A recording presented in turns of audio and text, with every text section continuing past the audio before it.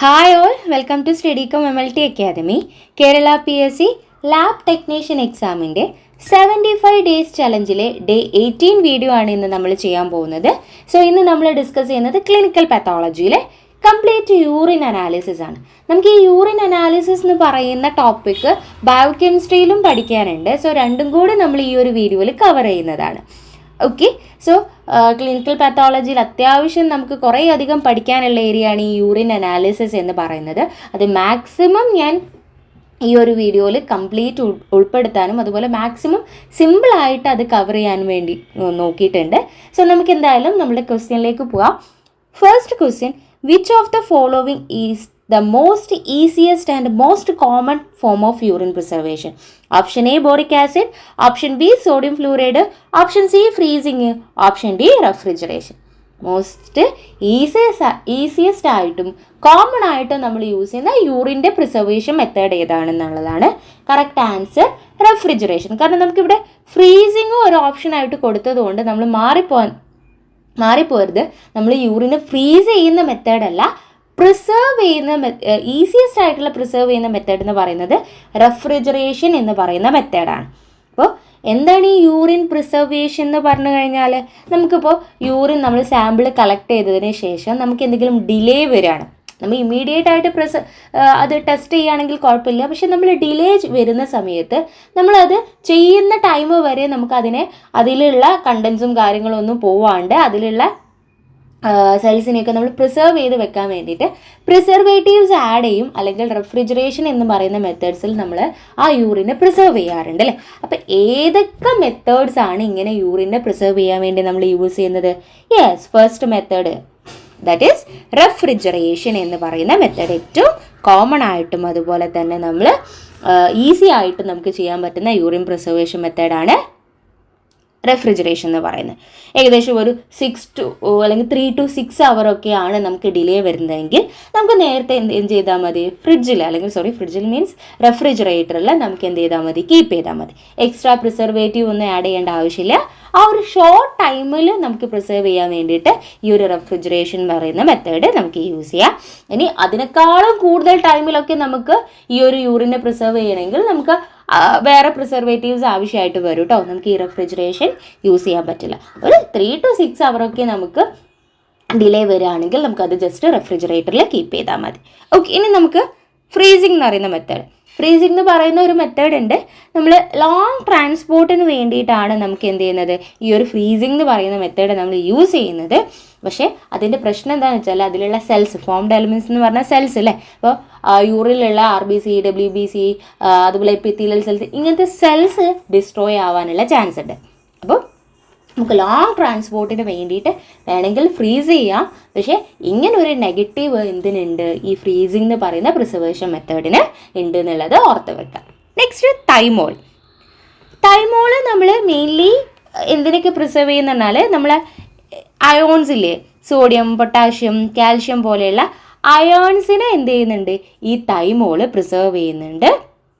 So അതുകൊണ്ട് നമുക്ക് പക്ഷേ ഒരു പ്രശ്നം എന്താണെന്ന് വെച്ചാൽ നമ്മൾ ഈ ഷുഗർ പ്രോട്ടീൻ ടെസ്റ്റുകളൊക്കെ ഉണ്ടാവില്ലേ, അതിനെ ഇൻ്റർഫിയർ ചെയ്യുന്നുണ്ട്. സോ അപ്പോൾ നമ്മൾ ഷുഗറിനെ ടെസ്റ്റ് ചെയ്യുക അല്ലെങ്കിൽ പ്രോട്ടീൻ എസ്റ്റിമേഷൻ ചെയ്യുമ്പോൾ നമ്മൾ തൈമോളാണ് യൂസ് ചെയ്യുന്നതെങ്കിൽ ആ ഒരു ടെസ്റ്റിൽ എന്ത് ചെയ്യും, റിസൾട്ടിൽ വേരിയേഷൻ വരുത്തുന്നുണ്ട് ഈ തൈമോൾ എന്ന് പറയും. സോ എന്തിനെ പ്രിസർവ് ചെയ്യും, ഇലക്ട്രോലൈറ്റ്സ്, അതായത് അയോൺസിനെ, സോഡിയം, പൊട്ടാഷ്യം, കാൽഷ്യം പോലെയുള്ള അയോൺസിനെ പ്രിസർവ് ചെയ്യും. സോ അതിൻ്റെ എസ്റ്റിമേഷൻസിന് നമുക്ക് യൂസ് ചെയ്യാം. പക്ഷേ ഈ ഷുഗർ പ്രോട്ടീൻ എസ്റ്റിമേഷനെ ഇൻ്റർഫിയർ ചെയ്യുന്നതുകൊണ്ട് ആ ഒരു എസ്റ്റിമേഷനെ ടെസ്റ്റിനെ റിസൾട്ടിനെ അത് ബാധിക്കുന്നുണ്ട് എന്നുള്ളത് നോട്ട് ചെയ്ത് വെക്കുക. ചിലപ്പോൾ നിങ്ങളടുത്ത് ചോദിക്കും പ്രോട്ടീൻ ടെസ്റ്റിനെ ഇൻ്റർഫിയർ ചെയ്യുന്ന പ്രിസർവേറ്റീവ് ഏതാണ്, അങ്ങനെ ചോദിച്ചിട്ടുണ്ട് കേട്ടോ. സോ ഇതിൽ ഞാൻ പ്രിസർവേറ്റീവ് റിലേറ്റഡ് ആയിട്ട് ഒരു ക്വസ്റ്റ്യനാണ് ഇൻക്ലൂഡ് ചെയ്തിരിക്കുന്നത്. സോ ഇതേപോലെയുള്ള എക്സ്ട്രാ ക്വസ്റ്റ്യൻസ് നിങ്ങൾക്ക് വേണമെങ്കിൽ ഓൾറെഡി ഞാൻ സബ്ജക്റ്റ് ഓറിയൻറ്റഡ് ആയിട്ട് നമ്മളെ കിൻറ്റിൽ ആപ്പിൽ നിങ്ങൾക്ക് ബുക്കായിട്ട് അവൈലബിൾ ആണ്. ആവശ്യമുള്ളവർക്ക് പർച്ചേസ് ചെയ്യാം. കമൻറ്റ് ബോക്സിൽ ഞാനത് അതിൻ്റെ ലിങ്ക് പിൻ ചെയ്ത് കൊടുക്കാം കേട്ടോ. അതൊരു ക്വിക്ക് റിവ്യൂസിന് വേണ്ടിയിട്ട് നിങ്ങൾക്ക് വേണമെങ്കിൽ യൂസ് ചെയ്യാം. പിന്നെ നമ്മൾ കോൺസെൻട്രേറ്റഡ് HCl ആണ് നമ്മൾ കെമിക്കൽ അനാലിസിസിന് മെയിൻലി, ഇപ്പം നമ്മൾ നേരത്തെ പറഞ്ഞ ഷുഗർ, പ്രോട്ടീൻ അങ്ങനെയുള്ള കെമിക്കൽ അനാലിസിസിൽ നമ്മൾ മെയിൻലി യൂസ് ചെയ്യുന്നത് ഈ കോൺസെൻട്രേറ്റഡ് HCl ആണ്. പക്ഷേ അതിൻ്റെയും പ്രശ്നം എന്താണെന്ന് വെച്ചാൽ ഫോംഡ് എലമെൻസിനെ അത് ഡിസ്ട്രോയ് ചെയ്യും. നമ്മൾ മൈക്രോസ്കോപ്പ് ചെയ്ത് കഴിഞ്ഞാൽ നമുക്ക് RBC WBC ഒക്കെ കാണല്ലേ. സോ അതിനത് ഡിസ്ട്രോയ് ചെയ്യുന്നതുകൊണ്ട് നമുക്കറിയാലോ HCl കോൺസെൻട്രേറ്റഡ് ആണ്. സോ അതുകൊണ്ട് തന്നെ നമുക്ക് അതിൻ്റെ മൈക്രോസ്കോപ്പിക് എക്സാമിനേഷന് ഈ HCl സ്യൂട്ട് ആവില്ല. ഓക്കെ, അപ്പോൾ കോൺസെൻട്രേറ്റഡ് HCl നമുക്ക് എന്തിനു യൂസ് ചെയ്യാം? നമ്മൾ കോമൺ ആയിട്ടുള്ള കെമിക്കൽ അനാലിസിസ് ഇല്ലേ, പ്രോട്ടീൻ, ഷുഗർ, അതിനൊക്കെ നമുക്ക് ഈ കോൺസെൻട്രേറ്റഡ് HCl യൂസ് ചെയ്യാം. ഓർത്ത് വെക്കണേ ഓരോ പോയിന്റ് മൈൻഡിൽ. പിന്നെ ടൊളുവിൻ എന്ന് പറയുമ്പോൾ ഒരു ലെയർ ഫോം ചെയ്യുന്നുണ്ട് ഈ ടൊളുവിന്. അതായത് നമ്മളിപ്പോൾ പ്രിസർവേറ്റീവ് ആയിട്ട് ടൊളുവിൻ ആഡ് ചെയ്ത് കഴിഞ്ഞാൽ അതിൻ്റെ അപ്പർ മോസ്റ്റ് ആയിട്ട് ഏറ്റവും മുകളിൽ ഒരു പ്രൊട്ടക്റ്റീവ് ലെയർ ഫോം ചെയ്യുന്നുണ്ട്. സോ അതുകൊണ്ട് തന്നെ ഈ യൂറിൻ ഇവാപ്പറേറ്റ് ചെയ്യുന്നത് നമുക്ക് എന്ത് ചെയ്യാൻ പറ്റും? പ്രിവെൻറ്റ് ചെയ്യാൻ പറ്റും. അതുപോലെ തന്നെ ഈ ബാക്ടീരിയൽ ഗ്രോത്ത് ഒക്കെ നമുക്ക് എന്ത് ചെയ്യാൻ പറ്റും? പ്രിവെൻറ്റ് ചെയ്യാൻ പറ്റും എന്നുള്ളത് ടൊളുവിൻ്റെ ഒരു ഇമ്പോർട്ടൻറ്റ് പ്രോപ്പർട്ടിയാണ്. അപ്പോൾ ടൊളുവിന് ഒരു അപ്പുറം യൂറിൻ്റെ ടോപ്പിൽ ഒരു ലെയർ ഫോം ചെയ്യും. സോ ഇവാപ്പറേഷനും ബാക്ടീരിയൽ ഗ്രോത്ത് ഒക്കെ പ്രിവെൻറ്റ് ചെയ്യാൻ പറ്റും. സോ നെക്സ്റ്റ് ക്ലോറോഫോം എന്ന് പറയുമ്പോൾ ആൾഡോസ്റ്റീറോണിനെയാണ് അതെന്ത് ചെയ്യുന്നത്? പ്രിസർവ് ചെയ്യുന്നത്. സോ അതുകൊണ്ട് അതിൻ്റെ എസ്റ്റിമേഷനെ നമുക്ക് യൂസ് ചെയ്യാൻ പറ്റും. പിന്നെ ഷുഗർ ടെസ്റ്റിൽ അതെന്ത് ചെയ്യുന്നുണ്ട്? ഇൻ്റർഫിയർ ചെയ്യുന്നുണ്ട്. ഓക്കെ, അതൊന്ന് നോട്ട് ചെയ്ത് വെക്കുക. ക്ലോറോഫോം ആൾഡോസ്റ്റീറോളിനെ പ്രിസർവ് ചെയ്യുന്നുണ്ട്. പക്ഷേ നമ്മൾ ഷുഗർ ടെസ്റ്റ് ചെയ്ത് ക്ലോറോഫോം പ്രിസർവേറ്റീവ്സ് യൂസ് ചെയ്ത യൂറിൻ എടുത്ത് ഷുഗർ ടെസ്റ്റ് ചെയ്ത് അതിൻ്റെ ടെസ്റ്റ് റിസൾട്ടിനെ അത് ഇൻ്റർഫിയർ ചെയ്യും എന്നുള്ളതും ഓർത്ത് വെക്കാം. നെക്സ്റ്റ് ഫോർമാലിൻ സെൽസിനെയൊക്കെ പ്രിസർവ് ചെയ്യും. നമ്മൾ നേരത്തെ ഇപ്പോൾ HCl പറഞ്ഞപ്പോൾ ഫോംഡ് എലമെൻസിനെ ഡിസ്ട്രോയ് ചെയ്യുമെന്ന് പറഞ്ഞിട്ടുണ്ടെങ്കിൽ ഇവിടെ ഫോർമാലിനാണ് നമ്മൾ ആഡ് ചെയ്തിട്ടുണ്ടെങ്കിൽ എന്ത് ചെയ്യും? സെൽസിനെ ഒക്കെ പ്രിസർവ് ചെയ്ത് RBC WBC പോലെയുള്ള സെൽസിനൊക്കെ എന്ത് ചെയ്യും? അത് പ്രിസർവ് ചെയ്യുന്നുണ്ട്. പക്ഷെ നമ്മൾ ബെനഡിക്ട് ടെസ്റ്റ് ചെയ്യില്ലേ? ബെനഡിക്ട് ടെസ്റ്റ് നമ്മൾ എന്തിനായിരുന്നു ചെയ്യുന്നത്? റെഡ്യൂസിങ് സബ്സ്റ്റൻസസിന് വേണ്ടിയിട്ട് അല്ലേ? സോ അതിലൊരു ഫാൾസ് പോസിറ്റീവ് റിസൾട്ട് നമുക്ക് എന്ത് ചെയ്യും? ഫോർമാലിൻ തരും. അപ്പോൾ ബെനഡിക്ട് ടെസ്റ്റ് ചെയ്ത് ഫോർമാലിൻ യൂസ് ചെയ്തിട്ട് ബെനഡിക്ട് ടെസ്റ്റ് ചെയ്തിട്ട് കാര്യമുണ്ടോ? ഇല്ല. False positive result formalin use ചെയ്താൽ തരും. ഇമ്പോർട്ടൻറ്റ് പോയിന്റ് ആണ്. നെക്സ്റ്റ് സോഡിയം കാർബണേറ്റ് എന്തിനാന്ന് വെച്ചാൽ യൂറോബിലിനോജനെ പ്രിസർവ് ചെയ്യും. സോ അതിൻ്റെ എസ്റ്റിമേഷന് വേണ്ടിയിട്ട് നമുക്ക് യൂസ് ചെയ്യാൻ പറ്റും. അതിൻ്റെ എസ്റ്റിമേഷൻ എന്ന് ഉദ്ദേശിച്ചാൽ അത് എസ്റ്റിമേറ്റ് ചെയ്യണമെങ്കിൽ നമുക്ക് എന്ത് ചെയ്യാം? യൂറിന് ഈ സോഡിയം കാർബണേറ്റിൽ പ്രിസർവേറ്റീവ് ആയിട്ട് യൂസ് ചെയ്യാം. അസറ്റിക് ആസിഡ് ആണെങ്കിൽ അസ്കോബിക് ആസിഡിനെ ആണ് പ്രിസർവ് ചെയ്യുന്നത്. ബോറിക് ആസിഡ് യൂസ് ചെയ്യുകയാണെങ്കിൽ ബാക്ടീരിയൽ കൾച്ചേഴ്സിനെ നമുക്ക് യൂസ് ചെയ്യാൻ പറ്റും. കോർട്ടിസോളിനെയും പ്രിസർവ് ചെയ്യുന്നുണ്ട്. സോ അതിൻ്റെ എസ്റ്റിമേഷനും നമുക്ക് യൂസ് ചെയ്യാം. അപ്പോൾ ബാക്ടീരിയ കൾച്ചർ ചെയ്യാൻ വേണ്ടിയിട്ട് അപ്പോൾ എനിക്ക് മൈക്രോബയോളജിക്കൽ എക്സാമിനേഷന് വേണ്ടിയിട്ട് ഈ യൂറിനെ കൾച്ചർ ചെയ്യണം. അപ്പോൾ ഏത് പ്രിസർവേറ്റീവ് ആണ് ഏറ്റവും നല്ലതെന്ന് ചോദിച്ചാൽ നമുക്ക് എന്ത് പറയാം? Boric acid. അതുപോലെ കോർട്ടിസോളിൻ്റെ എസ്റ്റിമേഷന് വേണ്ടിയിട്ടും നമുക്ക് എന്ത് ചെയ്യാം? ബോറിക് ആസിഡ് യൂസ് ചെയ്യാം. സോ നെക്സ്റ്റ് സോഡിയം ഫ്ലൂറൈഡ് നമുക്കറിയാം ഗ്ലൂക്കോസിനെ പ്രിസർവ് ചെയ്യുന്നുണ്ട്. കാരണം സോഡിയം ഫ്ലൂറൈഡ് ആൻറ്റി ഗ്ലൈക്കോലൈറ്റിക് ആണ് അല്ലേ? അതായത് ഗ്ലൂക്കോസ് പാത്വേ ഗ്ലൈക്കോലൈസിസിനെ പ്രിവെൻറ്റ് ചെയ്യുന്നുണ്ട്. സോ അതിൻ്റെ എസ്റ്റിമേഷന് വേണ്ടിയിട്ട് നമുക്ക് ഗ്ലൂക്കോസ് എസ്റ്റിമേഷന് വേണ്ടിയിട്ട് ഈ സോഡിയം ഫ്ലൂറൈഡ് യൂസ് ചെയ്യുക എന്നുള്ളതാണ്. സോ ഇത്രയാണ് നമുക്ക് പ്രിസർവേറ്റീവ്സിൽ ഇമ്പോർട്ടൻ്റ് ആയിട്ട് പറയാനുള്ളത്. ഓരോന്നും എന്തിന് യൂസ് ചെയ്യുന്നു, എന്തിന് യൂസ് ചെയ്യാൻ പാടില്ല, അതാണ് ഓർത്ത് വെക്കേണ്ടത്. അപ്പോൾ ഫ്രീസിങ് ആണെങ്കിൽ നമുക്ക് ലോങ് ട്രാൻസ്പോർട്ടിന് യൂസ് ചെയ്താലും ഫോംഡ് എലമെൻറ്റ്സ് അവിടെ ഡിസ്ട്രോയ് ആയിപ്പോവും. സെൽസിൻ്റെ എസ്റ്റിമേഷൻ മൈക്രോസ്കോപ്പിക് എക്സാമിനേഷൻ നമുക്ക് അവിടെ പോസിബിൾ അല്ല. ഇപ്പോൾ നമ്മൾ ക്ലോറോഫോമിൻ്റെ കേസിൽ പറഞ്ഞു എന്താണ്? ഷുഗർ ടെസ്റ്റിനെ ഇൻ്റർഫിയർ ചെയ്യും. ഇപ്പോൾ ടൈമോളുടെ കേസിലാണെങ്കിൽ നമ്മൾ എന്താ പറഞ്ഞത്? ഷുഗർ ആൻഡ് പ്രോട്ടീൻ ടെസ്റ്റുകളെ അത് ഇൻ്റർഫിയർ ചെയ്യും. അങ്ങനെയുള്ള കുറച്ച് പോസിറ്റീവ്സും പറഞ്ഞിട്ടുണ്ട്, നെഗറ്റീവ്സും പറഞ്ഞിട്ടുണ്ട് അല്ലേ? അപ്പോൾ അത് രണ്ടും ഇമ്പോർട്ടൻ്റ് ആണ്. കാരണം രണ്ട് രീതിയിലും ക്വസ്റ്റ്യൻ ചോദിക്കാറുണ്ട്. അപ്പോൾ ഫോൾസ് പോസിറ്റീവ് തരുന്നത് ഇന്ന ടെസ്റ്റിൽ ഏത് പ്രിസർവേറ്റീവ് യൂസ് ചെയ്യുമ്പോഴാണ്. അപ്പോൾ എല്ലാ പോയിൻറ്റും ഇമ്പോർട്ടൻ്റ് ആണ്. ഓക്കെ, നമുക്ക് അടുത്ത ക്വസ്റ്റ്യനിലേക്ക് പോവാം. നെക്സ്റ്റ് ക്വസ്റ്റ്യൻ എന്താണ്? The preferred sample four testing HCG in urine is option A morning sample, option B 24-hour sample, option C random sample, option D afternoon sample. അതായത് നമ്മൾ സാധാരണ പ്രഗ്നൻസി ടെസ്റ്റിംഗ് എന്ന് പറഞ്ഞാൽ കാർഡ് ടെസ്റ്റ് ചെയ്യാറുള്ളത് നമ്മളെ യൂറിനിൽ HCG detection ആണ് അല്ലേ? So ഇത് നമ്മൾ ഏത് സാമ്പിളിലാണ് ഏറ്റവും പ്രിഫർ ചെയ്യുന്നത്? അപ്പോൾ നമുക്ക് മോർണിംഗ് സാമ്പിൾ ആണോ, അല്ലെങ്കിൽ നമുക്ക് ഏതെങ്കിലും റാൻഡം സാമ്പിൾ എടുത്താൽ മതിയോ, അല്ലെങ്കിൽ ആഫ്റ്റർനൂൺ സാമ്പിൾ ആണോ, അല്ലെങ്കിൽ 24-hour സാമ്പിൾ ആണോ?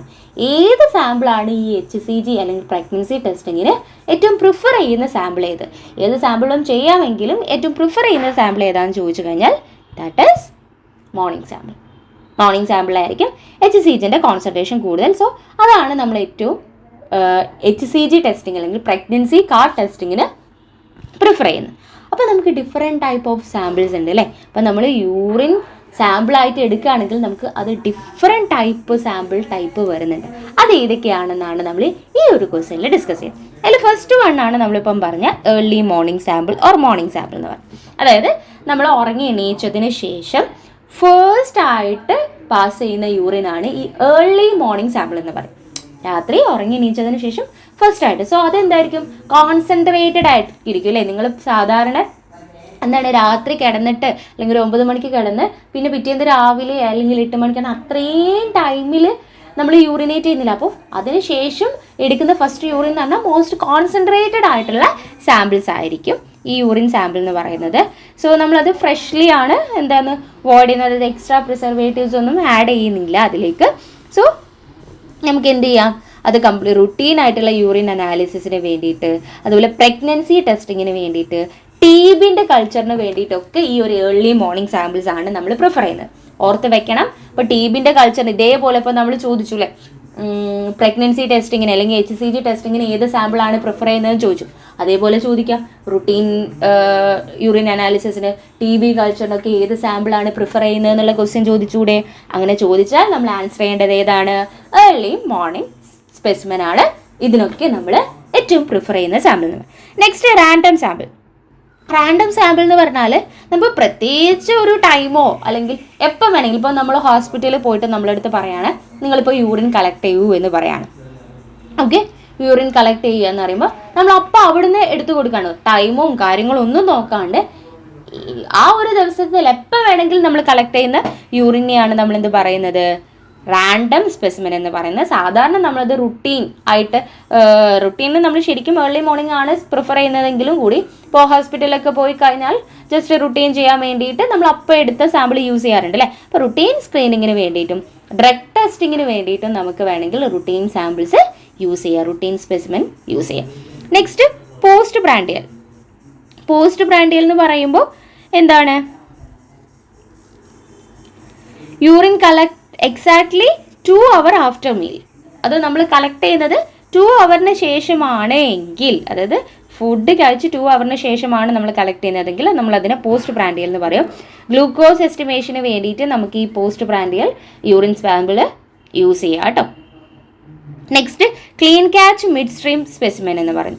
Clean catch mid stream specimen എന്ന് പറഞ്ഞാൽ അതെന്താണെന്ന് വെച്ചാൽ നമ്മൾ യൂറിൻ സാധാരണ ഇപ്പോൾ ഏർലി മോർണിംഗ് ആണെങ്കിലും റാൻഡം സ്പെസിമെൻസ് ആണെങ്കിലും നമ്മൾ ആദ്യം ആ ജനൈറ്റൽ ഏരിയ ഒക്കെ ക്ലീൻ ചെയ്തതിന് ശേഷം ആദ്യത്തെ ഒരു കുറച്ച് ഡ്രോപ്സ് നമ്മൾ എന്ത് ചെയ്യും, കളയും. യൂറിൻ കളക്ട് ചെയ്യുന്ന സമയത്ത് ആദ്യത്തെ ഫ്യൂ ഡ്രോപ്സ് നമ്മൾ എന്ത് ചെയ്യും, കളഞ്ഞതിന് ശേഷം അതിന് ശേഷമുള്ള വരുന്ന യൂറിൻസ്, കാരണം ഈ ഫസ്റ്റ് ഡ്രോപ്സ് എന്ന് പറയുന്നത് നമ്മൾ ജനൈറ്റൽ ഏരിയ ആയിട്ട് കണ്ടാമിനേറ്റ് ചെയ്തതായിരിക്കും. സോ ആ ഒരു ഡ്രോപ്സ് നമ്മൾ കളഞ്ഞതിന് ശേഷം പിന്നെ വരുന്ന യൂറിൻസ് ആണ് നമ്മൾ കണ്ടെയ്നറിലേക്ക് കളക്ട് ചെയ്യുന്നതെങ്കിൽ നമുക്കതിനെ mid stream specimen, clean catch mid stream specimen എന്ന് പറയും. അപ്പോൾ നമ്മൾ മെയിൻലി മൈക്രോബിയൽ കൾച്ചർ, അതായത് ബാക്ടീരിയൽ കൾച്ചറിനും സെൻസിറ്റിവിറ്റിക്കൊക്കെ യൂറിൻ എടുക്കാറുണ്ട് അല്ലേ. സോ അതിനെടുക്കുമ്പം എന്തായാലും നമ്മൾ എങ്ങനത്തെ യൂറിൻസ് ആയിരിക്കും എടുക്കേണ്ടത്, ഈ ഒരു മിഡ് സ്ട്രീം യൂറിൻ തന്നെ എടുക്കണം. കാരണം അത് നമ്മളെ ജനൈറ്റൽ ഏരിയയിലായിട്ട് കണ്ടാമിനേറ്റ് ചെയ്ത ബാക്ടീരിയ എന്നെ ഒഴിവാക്കാൻ വേണ്ടിയിട്ടാണ് മാക്സിമം നമ്മൾ മിഡ് സ്ട്രീം യൂറിൻ എടുക്കുന്നത്. ഇനി നമുക്ക് അവിടെ പ്രിസർവേറ്റീവ്സ് നമ്മൾ യൂസ് ചെയ്യുന്നുണ്ടെങ്കിൽ നമ്മൾ ബോറിക് ആസിഡാണ് പ്രിഫർ ചെയ്യുന്നത്. കാരണം എന്താണെന്ന് വെച്ചാൽ നമുക്കറിയാം ബാക്ടീരിയനെയൊക്കെ പ്രിസർവ് ചെയ്യുന്നത് ഈ ഒരു ബോറിക് ആസിഡ്സ് ആണ്. അതുകൊണ്ട് ബാക്ടീരിയൽ കൾച്ചറിന് അല്ലെങ്കിൽ മൈക്രോബിയൽ എക്സാമിനേഷന് യൂറിൻ നമ്മൾ എടുക്കുന്നുണ്ടെങ്കിൽ, പ്രിസർവേറ്റീവ് ആഡ് ചെയ്യുന്നുണ്ടെങ്കിൽ നമുക്ക് ബോറിക് ആസിഡാണ് നമ്മൾ പ്രിഫർ ചെയ്യുന്നത്. Next catheter urine specimen. Catheter urine specimens എന്ന് പറയുമ്പോൾ that is obtained through A catheter from bladder. Usually അതായത് നമ്മളിപ്പോൾ കിടത്തത്തിലൊക്കെ ആയിട്ടുള്ള പേഷ്യൻസ് ഉണ്ടാവും അല്ലേ, അവരടുത്ത് ചിലപ്പോൾ യൂറിൻ അവോയ്ഡ് ചെയ്യാൻ പറഞ്ഞാൽ അവർ യൂർ ചെയ്യില്ല. ഓൾറെഡി അവർ കത്തീറ്റർ ഇട്ടിട്ടുള്ള പേഷ്യൻസ്, യൂറിനറി കത്തീറ്റർ ഇട്ടിട്ടുള്ള പേഷ്യൻസ് ആയിരിക്കും. സോ അപ്പോൾ നമ്മൾ എന്താണ് ചെയ്യുന്നത്, ഈ കത്തീറ്ററിന് obtained through catheter, direct catheter use ചെയ്തിട്ട് ബ്ലാഡറിന് യൂറിൻ കളക്ട് ചെയ്യാണ്. അവർ യൂറിനേറ്റ് ചെയ്യില്ല, കത്തീറ്റർ യൂസ് ചെയ്തിട്ട് ബ്ലാഡറിന് യൂറിൻ കളക്ട് ചെയ്യാണ്. ഇപ്പോൾ ഇവിടെ നിങ്ങൾ ശ്രദ്ധിക്കേണ്ട കാര്യം എന്താണെന്ന് വെച്ചാൽ, ഇവരെന്താണ് ശ്രദ്ധിക്കേണ്ടതെന്ന് വെച്ചാൽ, ഓൾറെഡി കത്തീറ്റർ ഇട്ട പേഷ്യൻസ് ആണെങ്കിൽ അവർ കത്തീറ്റർ ഇട്ടതല്ലേ, അപ്പോൾ അവരുടെ ട്യൂബിങ്സിൽ ഇപ്പോൾ കത്തീറ്റർ കഴിഞ്ഞാൽ നമ്മൾ ബാഗ് ഉണ്ടാവും അല്ലേ, ആ ബാഗിൽ നിന്ന് യൂറിൻ കളക്ട് ചെയ്താൽ പോലെന്ന് വെച്ചാൽ അങ്ങനെ കളക്ട് ചെയ്താൽ പോരാ. ആ ട്യൂബിങ്ങും അല്ല കളക്ട് ചെയ്യുന്നത്, നമ്മൾ കത്തീറ്ററിന് തന്നെ ഡയറക്റ്റ് എന്ത് ചെയ്യണം, ഈ യൂറിന് കളക്ട് ചെയ്താൽ മാത്രമേ നമുക്ക് ഈ ഒരു കൾച്ചർ ആൻഡ് സെൻസിറ്റിവിറ്റി പർപ്പസസിന് അത് യൂസ് ചെയ്യാൻ പറ്റുള്ളൂ അല്ലേ. ഇപ്പോൾ ബാഗിലേക്കൊക്കെ ആണെങ്കിൽ ഓൾറെഡി അവിടെ കണ്ടാമിനേറ്റഡ് ആയിട്ടുണ്ടാവും. സോ അതുകൊണ്ട് നമുക്ക് ഡയറക്റ്റ് കത്തീറ്ററിന് തന്നെ നമ്മൾ ബ്ലാഡറിൽ നിന്ന് യൂറിൻ കളക്ട് ചെയ്യുകയാണെങ്കിൽ that is catheter urine specimen എന്ന് നമുക്ക് പറയാം. നെക്സ്റ്റ് ആണ് timed urine specimen. Timed urine specimen എന്ന് പറഞ്ഞാൽ നമ്മൾ urine collected over A specific time, ഒരു സ്പെസിഫിക് ടൈം വെച്ചിട്ട് നമ്മൾ യൂറിൻ കളക്ട് ചെയ്യാണ്. ഇപ്പോൾ ഒരു ടൈം സെറ്റ് ചെയ്തിട്ട് ഇപ്പോൾ ഒരു 2 hour വരുന്ന യൂറിൻ നമുക്ക് കളക്ട് ചെയ്യണം, അല്ലെങ്കിൽ 12 hourലുള്ള ഒരു സ്പെസിഫിക് ടൈമിൽ യൂറിൻ കളക്ട് ചെയ്യണം എന്ന് പറയാണ്. അപ്പോൾ നമ്മളൊരു സ്പെസിഫിക് ടൈം, ഇപ്പോൾ ഇന്ന് 12 മണി മുതൽ നെക്സ്റ്റ് 12 മണി വരെ, അങ്ങനെ ഒരു സ്പെസിഫിക് ടൈം വെച്ചിട്ട് യൂറിൻ കളക്ട് ചെയ്യുകയാണെങ്കിൽ നമുക്ക് അതിനെന്ത് പറയാം, ടൈംഡ് യൂറിൻ സ്പെസിമെൻ എന്ന് പറയാം. സോ നമ്മളിപ്പോൾ ഹോർമോണിൻ്റെ ലെവൽ എസ്റ്റിമേറ്റ് ചെയ്യാൻ വേണ്ടിയിട്ട്, അതുപോലെ കോർട്ടിസോൾ ടെസ്റ്റിങ്ങിനൊക്കെ വേണ്ടിയിട്ട് നമ്മൾ ഈ ടൈംഡ് യൂറിൻ സ്പെസിമെൻസ് യൂസ് ചെയ്യാറുണ്ട്. സോ അതിനെ നമ്മൾ യൂസ് ചെയ്യുന്നത്, അപ്പോൾ ഈ കോർട്ടിസോൾ എസ്റ്റിമേഷനൊക്കെ ആണെങ്കിൽ നമ്മൾ ഓൾറെഡി പറഞ്ഞു HCl പോലെയുള്ള പ്രിസർവേറ്റീവ്സ് ആണ് നമ്മൾ യൂസ് ചെയ്യുന്നത് എന്നുള്ളത്. കാരണം കോർട്ടിസോളിനെ പ്രിസർവ് ചെയ്യുന്നുണ്ട്. അത് നമ്മൾ പ്രിസർവേറ്റീവ് ഏരിയയിൽ ഡിസ്കസ് ചെയ്തതാണ്. അപ്പോൾ ടൈംഡ് യൂറിൻ സ്പെസിമെൻ എപ്പോഴാണ് നമ്മൾ യൂസ് ചെയ്യുന്നത്, അധികം ഹോർമോണൽ എസ്റ്റിമേഷന് വേണ്ടിയിട്ടൊക്കെ ആയിരിക്കും, അതുപോലെ കോർട്ടിസോളിൻ്റെ എസ്റ്റിമേഷനൊക്കെ വേണ്ടിയിട്ടായിരിക്കും ഈ ടൈംഡ് യൂറിൻ സ്പെസിമെനെ നമ്മൾ യൂസ് ചെയ്യുന്നത് കേട്ടോ. നെക്സ്റ്റ് ആണ് 24 hour urine collection. 24 hour urine collection എന്ന് പറഞ്ഞാൽ urine collected full 24 hour to assess total, മൊത്തത്തിൽ ഒരു ഡെയിലി എക്സ്ക്രീഷൻ നമുക്ക് ഒരു ദിവസത്തിലുള്ള മൊത്തത്തിലുള്ള എക്സ്ക്രീഷൻസ് മനസ്സിലാവാൻ വേണ്ടിയിട്ടാണ് നമ്മൾ 24 hour യൂറിൻ കളക്ട് ചെയ്യുന്നത്. സോ യൂറിൻ കളക്ഷൻ എന്ന് പറയുമ്പോൾ എങ്ങനെയാണ് ഈ 24 hour, നമ്മൾ ഫസ്റ്റ് എപ്പോഴാണോ നമ്മൾ സ്റ്റാർട്ട് ചെയ്യുന്നത്, ഇപ്പോൾ morning 7 PM to next morning 7 PM വരെ ആണെങ്കിൽ ഫസ്റ്റ് മോർണിംഗ് നമ്മൾ ഇന്ന് എടുക്കുന്ന സ്റ്റാർട്ട് ചെയ്യുന്ന മോർണിംഗിലുള്ള സ്പെസിമെൻ നമ്മൾ വോയിഡ് ചെയ്യണം എന്ന് പറഞ്ഞാൽ അവോയ്ഡ് ചെയ്യണം, നമ്മൾ ആഡ് ചെയ്യാൻ പാടില്ല ഈ കണ്ടെയ്നറിലേക്ക്.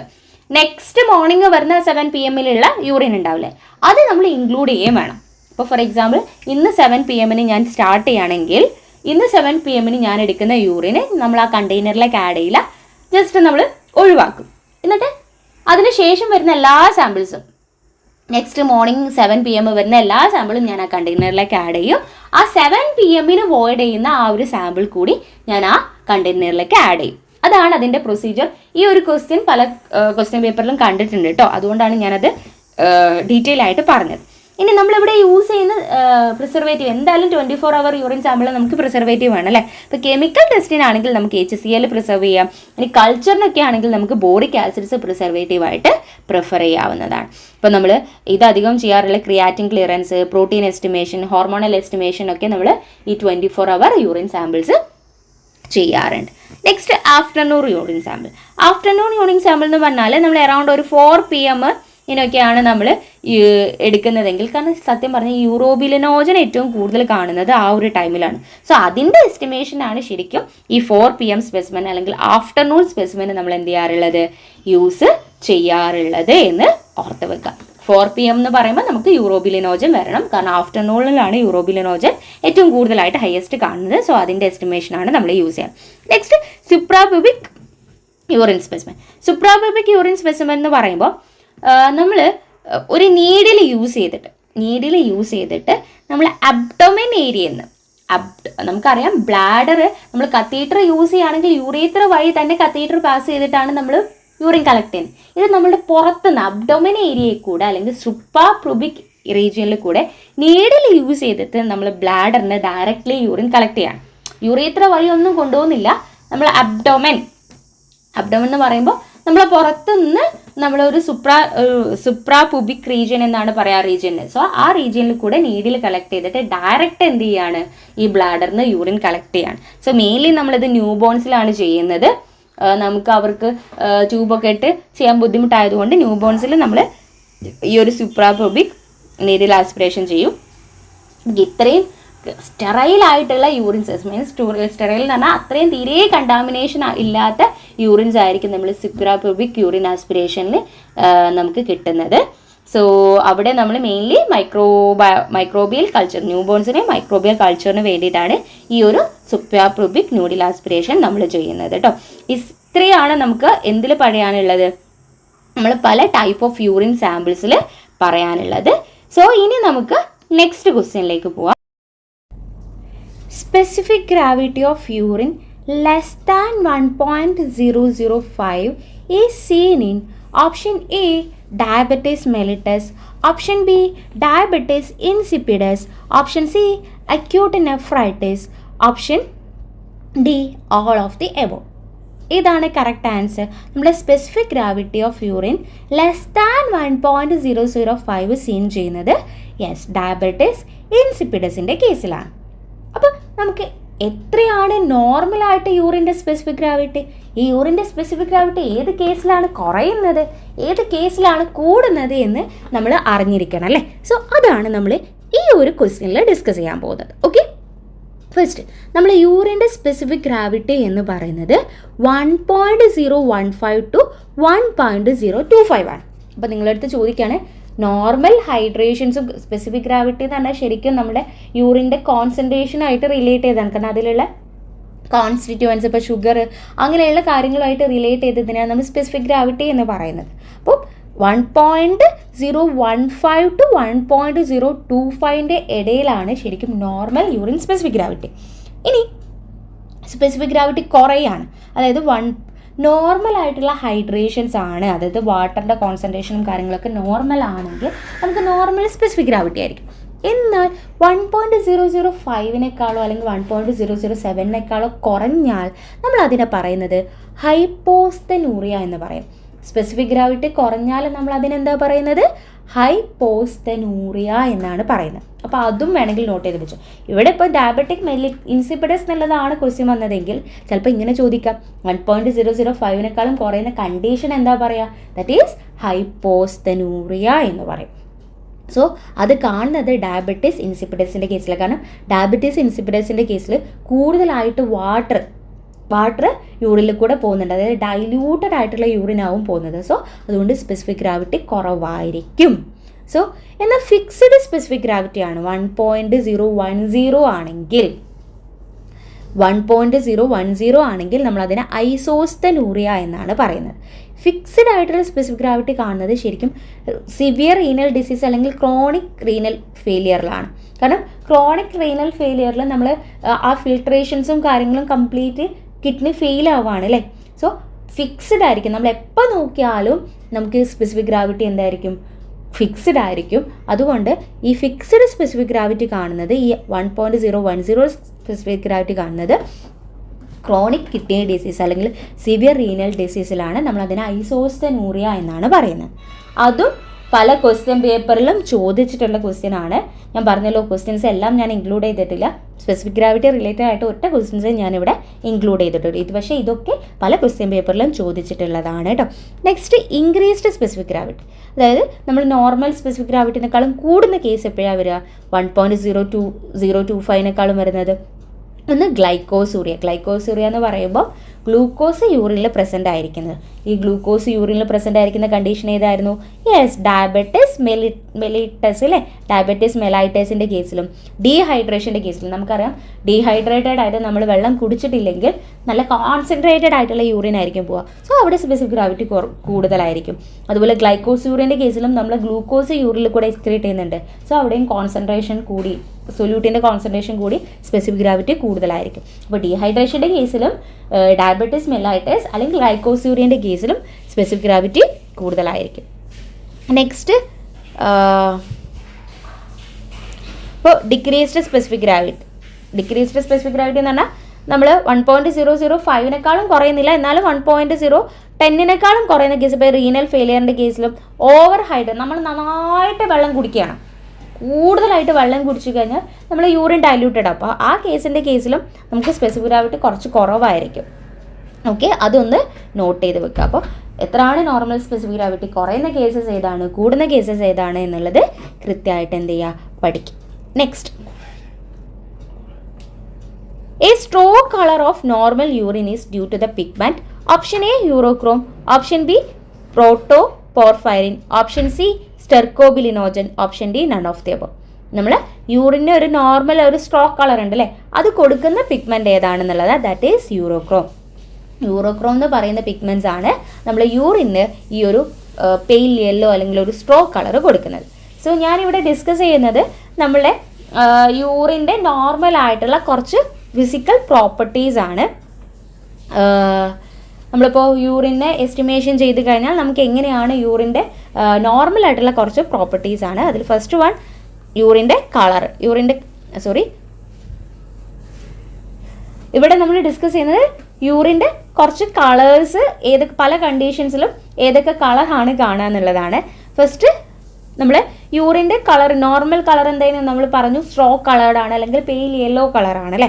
പക്ഷേ എന്നാൽ കളർലെസ് ആയിട്ട് കാണുന്ന കേസ് ഏതൊക്കെയാണെന്ന് നോക്കാം. യൂറിൻ കളർലെസ് ആയിട്ട് കാണുന്നത് അതിലൊന്ന് പോളിയൂറിയ. അതായത് പോളിയൂറിയ എന്ന് പറഞ്ഞാൽ യൂറിൻ്റെ ഔട്ട്പുട്ട് കൂടുന്ന കണ്ടീഷനാണ് പോളിയൂറിയ. കൂടുതലായിട്ട് ഈ പോളി എന്ന് പറഞ്ഞാൽ കൂടുതൽ എന്നുള്ള മീനിങ് ആണ്. അപ്പോൾ കൂടുതലായിട്ട് യൂറിൻ പോയി കഴിഞ്ഞാൽ യൂറിൻ ഡൈലൂട്ടഡ് ആവും അല്ലേ. സോ യൂറിൻ ഡൈലൂട്ടഡ് ആയാൽ യൂറിന് കളർ ഉണ്ടാവില്ല. അപ്പോൾ പോളിയൂറിയ കാണുന്ന കേസ് ഏതൊക്കെയാണ്? നമ്മൾ ഡയബറ്റിസ് മെലൈറ്റസിൻ്റെ കേസിൽ പോളിയൂറിയ കാണുന്നുണ്ട്. അതുപോലെ ഡയബറ്റിസ് ഇൻസിപ്പിഡസിൻ്റെ കേസിലായാലും പോളിയൂറിയ കാണുന്നുണ്ട്. സോ ഈ കേസിലൊക്കെ യൂറിൻ കൂടുതലാണ്. അപ്പോൾ യൂറിൻ്റെ കളർ കുറയും. സോ അപ്പോൾ കളർലെസ് ആയിട്ടായിരിക്കും യൂറിൻ കാണുന്നത്. ഇനി അതേപോലെ തന്നെ ബ്രൗണിഷ് ആയിട്ടുള്ള യെല്ലോ കളർ കാണുന്നത്. അപ്പോൾ ബൈൽ പിഗ്മെൻറ്റ്സ് കൂടുതലായിട്ട് യൂറിനിൽ ഉണ്ടാവുകയാണെങ്കിൽ നമുക്ക് ബ്രൗണിഷ് യെല്ലോ കളറാണ് തരുന്നത്. ഇനി ക്ലിയർ റെഡ് കളർ കാണുന്നത് ഹീമോഗ്ലോബിനൂറിയൻ്റെ കേസിലാണ്. ക്ലിയർ ആയിട്ടുള്ള റെഡ് കളർ കാണുന്നത് ഹീമോഗ്ലോബിനൂറിയ എന്ന് പറഞ്ഞാൽ എന്താ? ഹീമോഗ്ലോബിൻ യൂറിനിൽ കാണുന്ന കണ്ടീഷനാണെങ്കിൽ ഹീമോഗ്ലോബിനൂറിയ എന്ന് പറയുന്നത്. സോ ക്ലിയർ റെഡ് കളർ കാണുന്നത് ഹീമോഗ്ലോബിനൂറിയൻ്റെ കേസിലാണ്. ക്ലൗഡി ആയിട്ടുള്ള റെഡ് കളർ കാണുന്നത് ഹെമറ്റൂറിയൻ്റെ കേസിലാണ്. ഹീമോഗ്ലോബിനൂറിയ ഹെമറ്റൂറിയൻ തമ്മിലുള്ള ഡിഫറൻസ് എന്താ? ഫ്രീ ആയിട്ടുള്ള ഹീമോഗ്ലോബിൻ യൂറിനിൽ പ്രസന്റ് ആണെങ്കിൽ ദാറ്റ് ഈസ് ഹീമോഗ്ലോബിനൂറിയ. പകരം RBC ആണ് യൂറിനിൽ പ്രസന്റ് ആയിട്ടുള്ളതെങ്കിൽ അത് ഹെമറ്റൂറിയ ആണ്, അല്ലെങ്കിൽ ബ്ലഡ് ഇൻ യൂറിൻ എന്ന് പറയുന്നത്. രണ്ടും പറയാം കേട്ടോ. RBC ഇൻ യൂറിൻ എന്ന് പറഞ്ഞാലും ബ്ലഡ് ഇൻ യൂറിൻ എന്ന് പറഞ്ഞാലും തന്നെ നമ്മൾ ഹെമറ്റൂറിയ എന്നാണ് പറയാം. സോ ആ കേസിൽ ക്ലിയർ ആയിട്ടുള്ള റെഡ് കളർ ആയിരിക്കില്ല, കുറച്ച് ക്ലൗഡി ആയിട്ടുള്ള റെഡ് കളർ ആയിരിക്കും യൂറിനിൽ കാണാൻ പറ്റുന്നത്. നെക്സ്റ്റ് റെഡിഷ് ആയിട്ടുള്ള ബ്രൗൺ കളർ കാണുന്നത് ഒന്നെങ്കിൽ യൂറോബിലിനോജോ അല്ലെങ്കിൽ പോർഫൈറിനോ കാണുന്ന കേസിലാണ് കേട്ടോ. പോർഫൈറിനോ അല്ലെങ്കിൽ യൂറോബിലിനോജോ ഉള്ള കേസിൽ നമുക്ക് റെഡിഷ് ബ്രൗൺ കളറ് നമുക്ക് യൂറിനിൽ കാണാൻ പറ്റും. നെക്സ്റ്റ് കോള കളർ എന്ന് പറയുമ്പോൾ ഇൻട്രാവാസ്കുലർ ഹീമോളൈസിസിൻ്റെ കേസിൽ ഒരു നിങ്ങൾക്ക് കോള കണ്ടിട്ടില്ലേ, കൊക്കക്കോള, ആ കോളൻ്റെ കളറായിരിക്കും ഇൻട്രാവാസ്കുലർ ഹീമോളൈസിസിൻ്റെ കേസിൽ യൂറിൻ ഉണ്ടാകുന്നത്.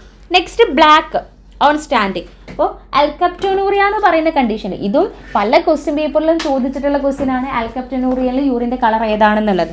സോ ആൽക്കപ്റ്റോനൂറിയയിൽ യൂറിന് നമ്മൾ സ്റ്റാൻഡ് ചെയ്യുന്നതിനനുസരിച്ച് അത് ബ്ലാക്ക് കളേർഡ് യൂറിനായിട്ട് മാറുന്നുണ്ട്. പിന്നെ മിൽക്കി കളർ കൈലൂറിയൻ്റെ കേസ്, ഇപ്പോൾ ഫൈലേറിയാസിൻ്റെ കേസിലൊക്കെയാണ് നമ്മൾ ഈ കൈലൂറിയ കാണുന്നത്. സോ മിൽക്കി കളറായിരിക്കും എന്ത് ചെയ്യുന്നത് യൂറിനിൽ, കൈലൂറിയ അല്ലെങ്കിൽ ഫൈലേറിയാസിൻ്റെ കേസിൽ കാണുന്നത്. Next blue green colour. Urine blue green colour കാണുന്നത് നമുക്കറിയാം സ്യൂഡോമോണാസിന്, കാരണം സ്യൂഡോമോണാസിൻ്റെ പിഗ്മെൻറ്റ്സ് വരുന്നുണ്ട്. സോ ബ്ലൂ ഗ്രീൻ കളർ കാണുന്നത് ഈ ഒരു സ്യൂഡോമോണാസ് ഇൻഫെക്ഷൻ്റെ കേസിലാണ്. അപ്പോൾ നോക്കിക്കേ, യൂറിൻ്റെ നോർമൽ കളർ സ്ട്രോ കളറാണ്. അതുകൂടാണ്ട് കളർലെസ് ആയിട്ടും റെഡ് കളറായിട്ടും ബ്രൗൺ കളറായിട്ടും ബ്ലാക്ക് കളറും മിൽക്കി കളറും പല രീതിയിൽ യൂറിൻ്റെ കളറ് പല കണ്ടീഷൻസിലാണ് വരുന്നത് അല്ലേ. അപ്പോൾ ഓരോ കണ്ടീഷൻസും നമ്മൾ എന്ത് ചെയ്യേണ്ടത് ആവശ്യമുണ്ട്, പഠിച്ചു വെക്കേണ്ടതാണ്. നമുക്ക് അടുത്ത ക്വസ്റ്റ്യൻ നോക്കിയാലോ. ഇനി നമ്മൾ യൂറിൻ്റെ ഓർഡറിൽ വരുന്ന വ്യത്യാസങ്ങൾ നമുക്ക് നോക്കാം. ഓക്കെ,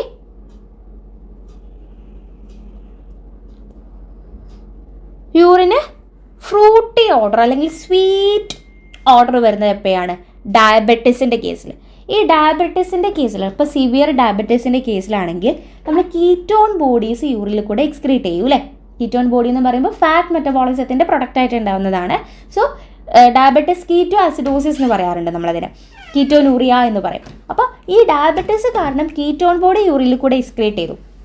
അങ്ങനെയാണെങ്കിൽ നമുക്ക് ആ യൂറിന് ഒരു ഫ്രൂട്ടി അല്ലെങ്കിൽ സ്വീറ്റ് ഓർഡർ ആയിരിക്കും ഉണ്ടാവുന്നത്. Okay, next ammoniacal odour. ഈ അമോണിക്കൽ ഓർഡർ എന്ന് പറയുമ്പോൾ ബാക്ടീരിയൽ ഇൻഫെക്ഷൻസ് ഉണ്ട്. ഇപ്പോൾ ഓൾറെഡി യൂറിനറി ട്രാക്ട് ഇൻഫെക്ഷൻസ് ഒക്കെ ഉണ്ടാവുന്ന കേസിൽ യൂറിന് പാസ് ചെയ്യുന്ന സമയത്ത് അമോണിക്കൽ ഓർഡർ ആയിരിക്കും വരുന്നത്. Next musty odour. ഫീനൈൽ കീറ്റോനൂറിയൻ്റെ കേസിൽ യൂറിന് മസ്റ്റി ഓർഡർ ആയിരിക്കും, അല്ലെങ്കിൽ മൗസി ഓർഡർ ആണെങ്കിൽ എന്ന് വേണമെങ്കിൽ നമുക്ക് പറയാം. ഓക്കെ, ഫീനൈൽ കീറ്റോണൂറിയൻ്റെ കേസിൽ യൂറിനിൽ എന്തായിരിക്കും? മൗസി ഓർഡർ ആയിരിക്കും ഉണ്ടാവുന്നത്.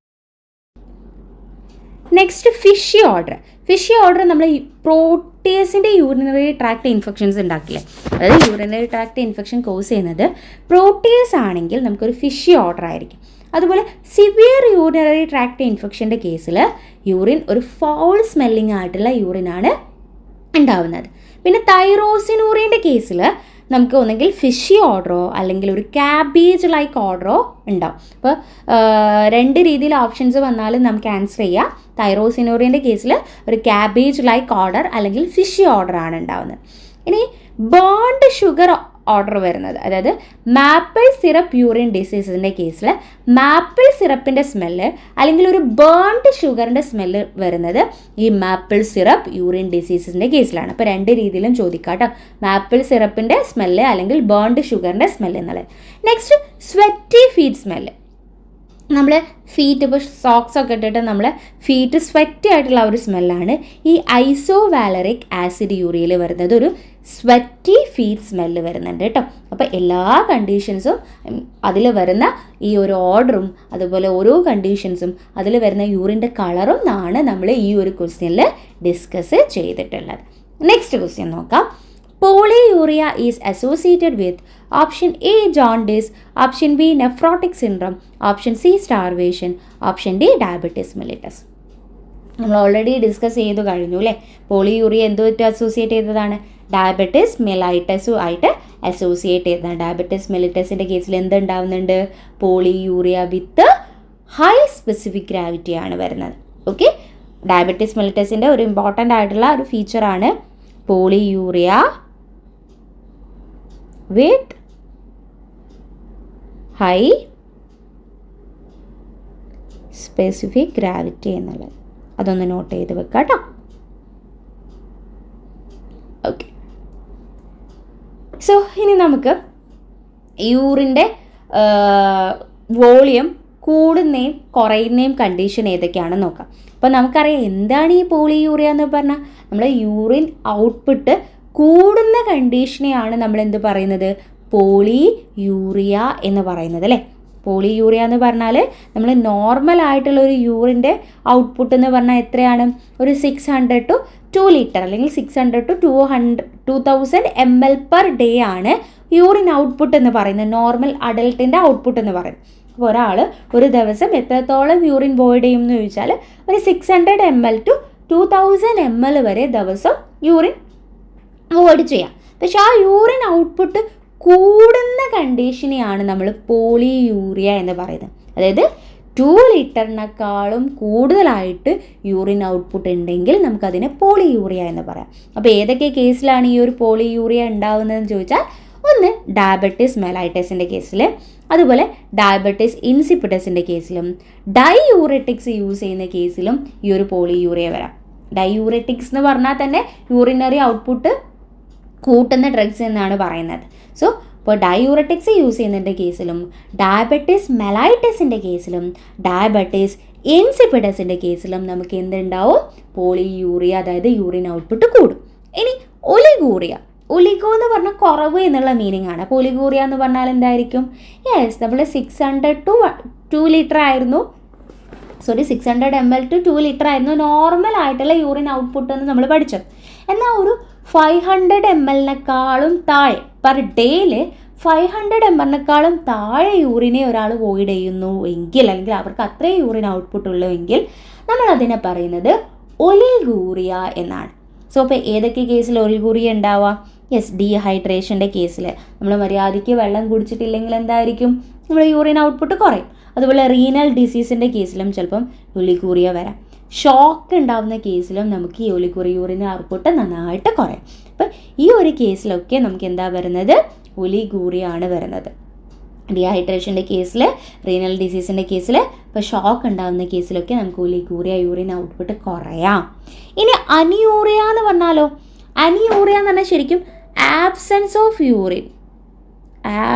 ഓഫ് യൂറിൻ അല്ലെങ്കിൽ urine output less than 125 ml per day.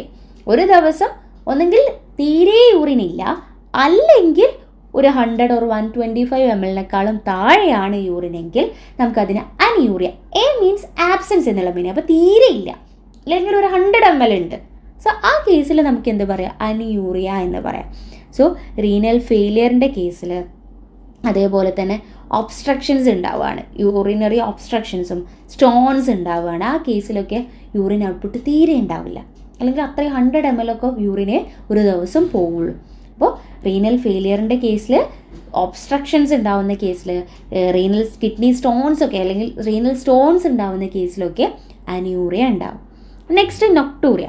നൊക്ടൂറിയ എന്ന് പറഞ്ഞാൽ നൈറ്റിൽ, നൊക്ടോ എന്ന് പറഞ്ഞാൽ തന്നെ നൈറ്റാണ്, നൈറ്റിൽ യൂറിൻ ഔട്ട്പുട്ട് കൂടുക. സാധാരണ നൈറ്റിൽ ഒരു 500 ml താഴെയൊക്കെ യൂറിന് നൈറ്റിൽ ഉണ്ടാവുള്ളൂ. പക്ഷേ അത് യൂറിനറി ഔട്ട്പുട്ട് നൈറ്റിൽ കൂടാണ്, 500 ml കൂടുതൽ നൈറ്റിൽ ഉണ്ടാവുകയാണെങ്കിൽ നമ്മൾ അതിനെ നൊക്ടൂറിയ എന്ന് പറയും. ക്രോണിക് കിഡ്നി ഡിസീസിൽ, ഡയബറ്റീസ് മെലൈറ്റിസിലൊക്കെ ഈ നൊക്ടൂറിയ കാണും.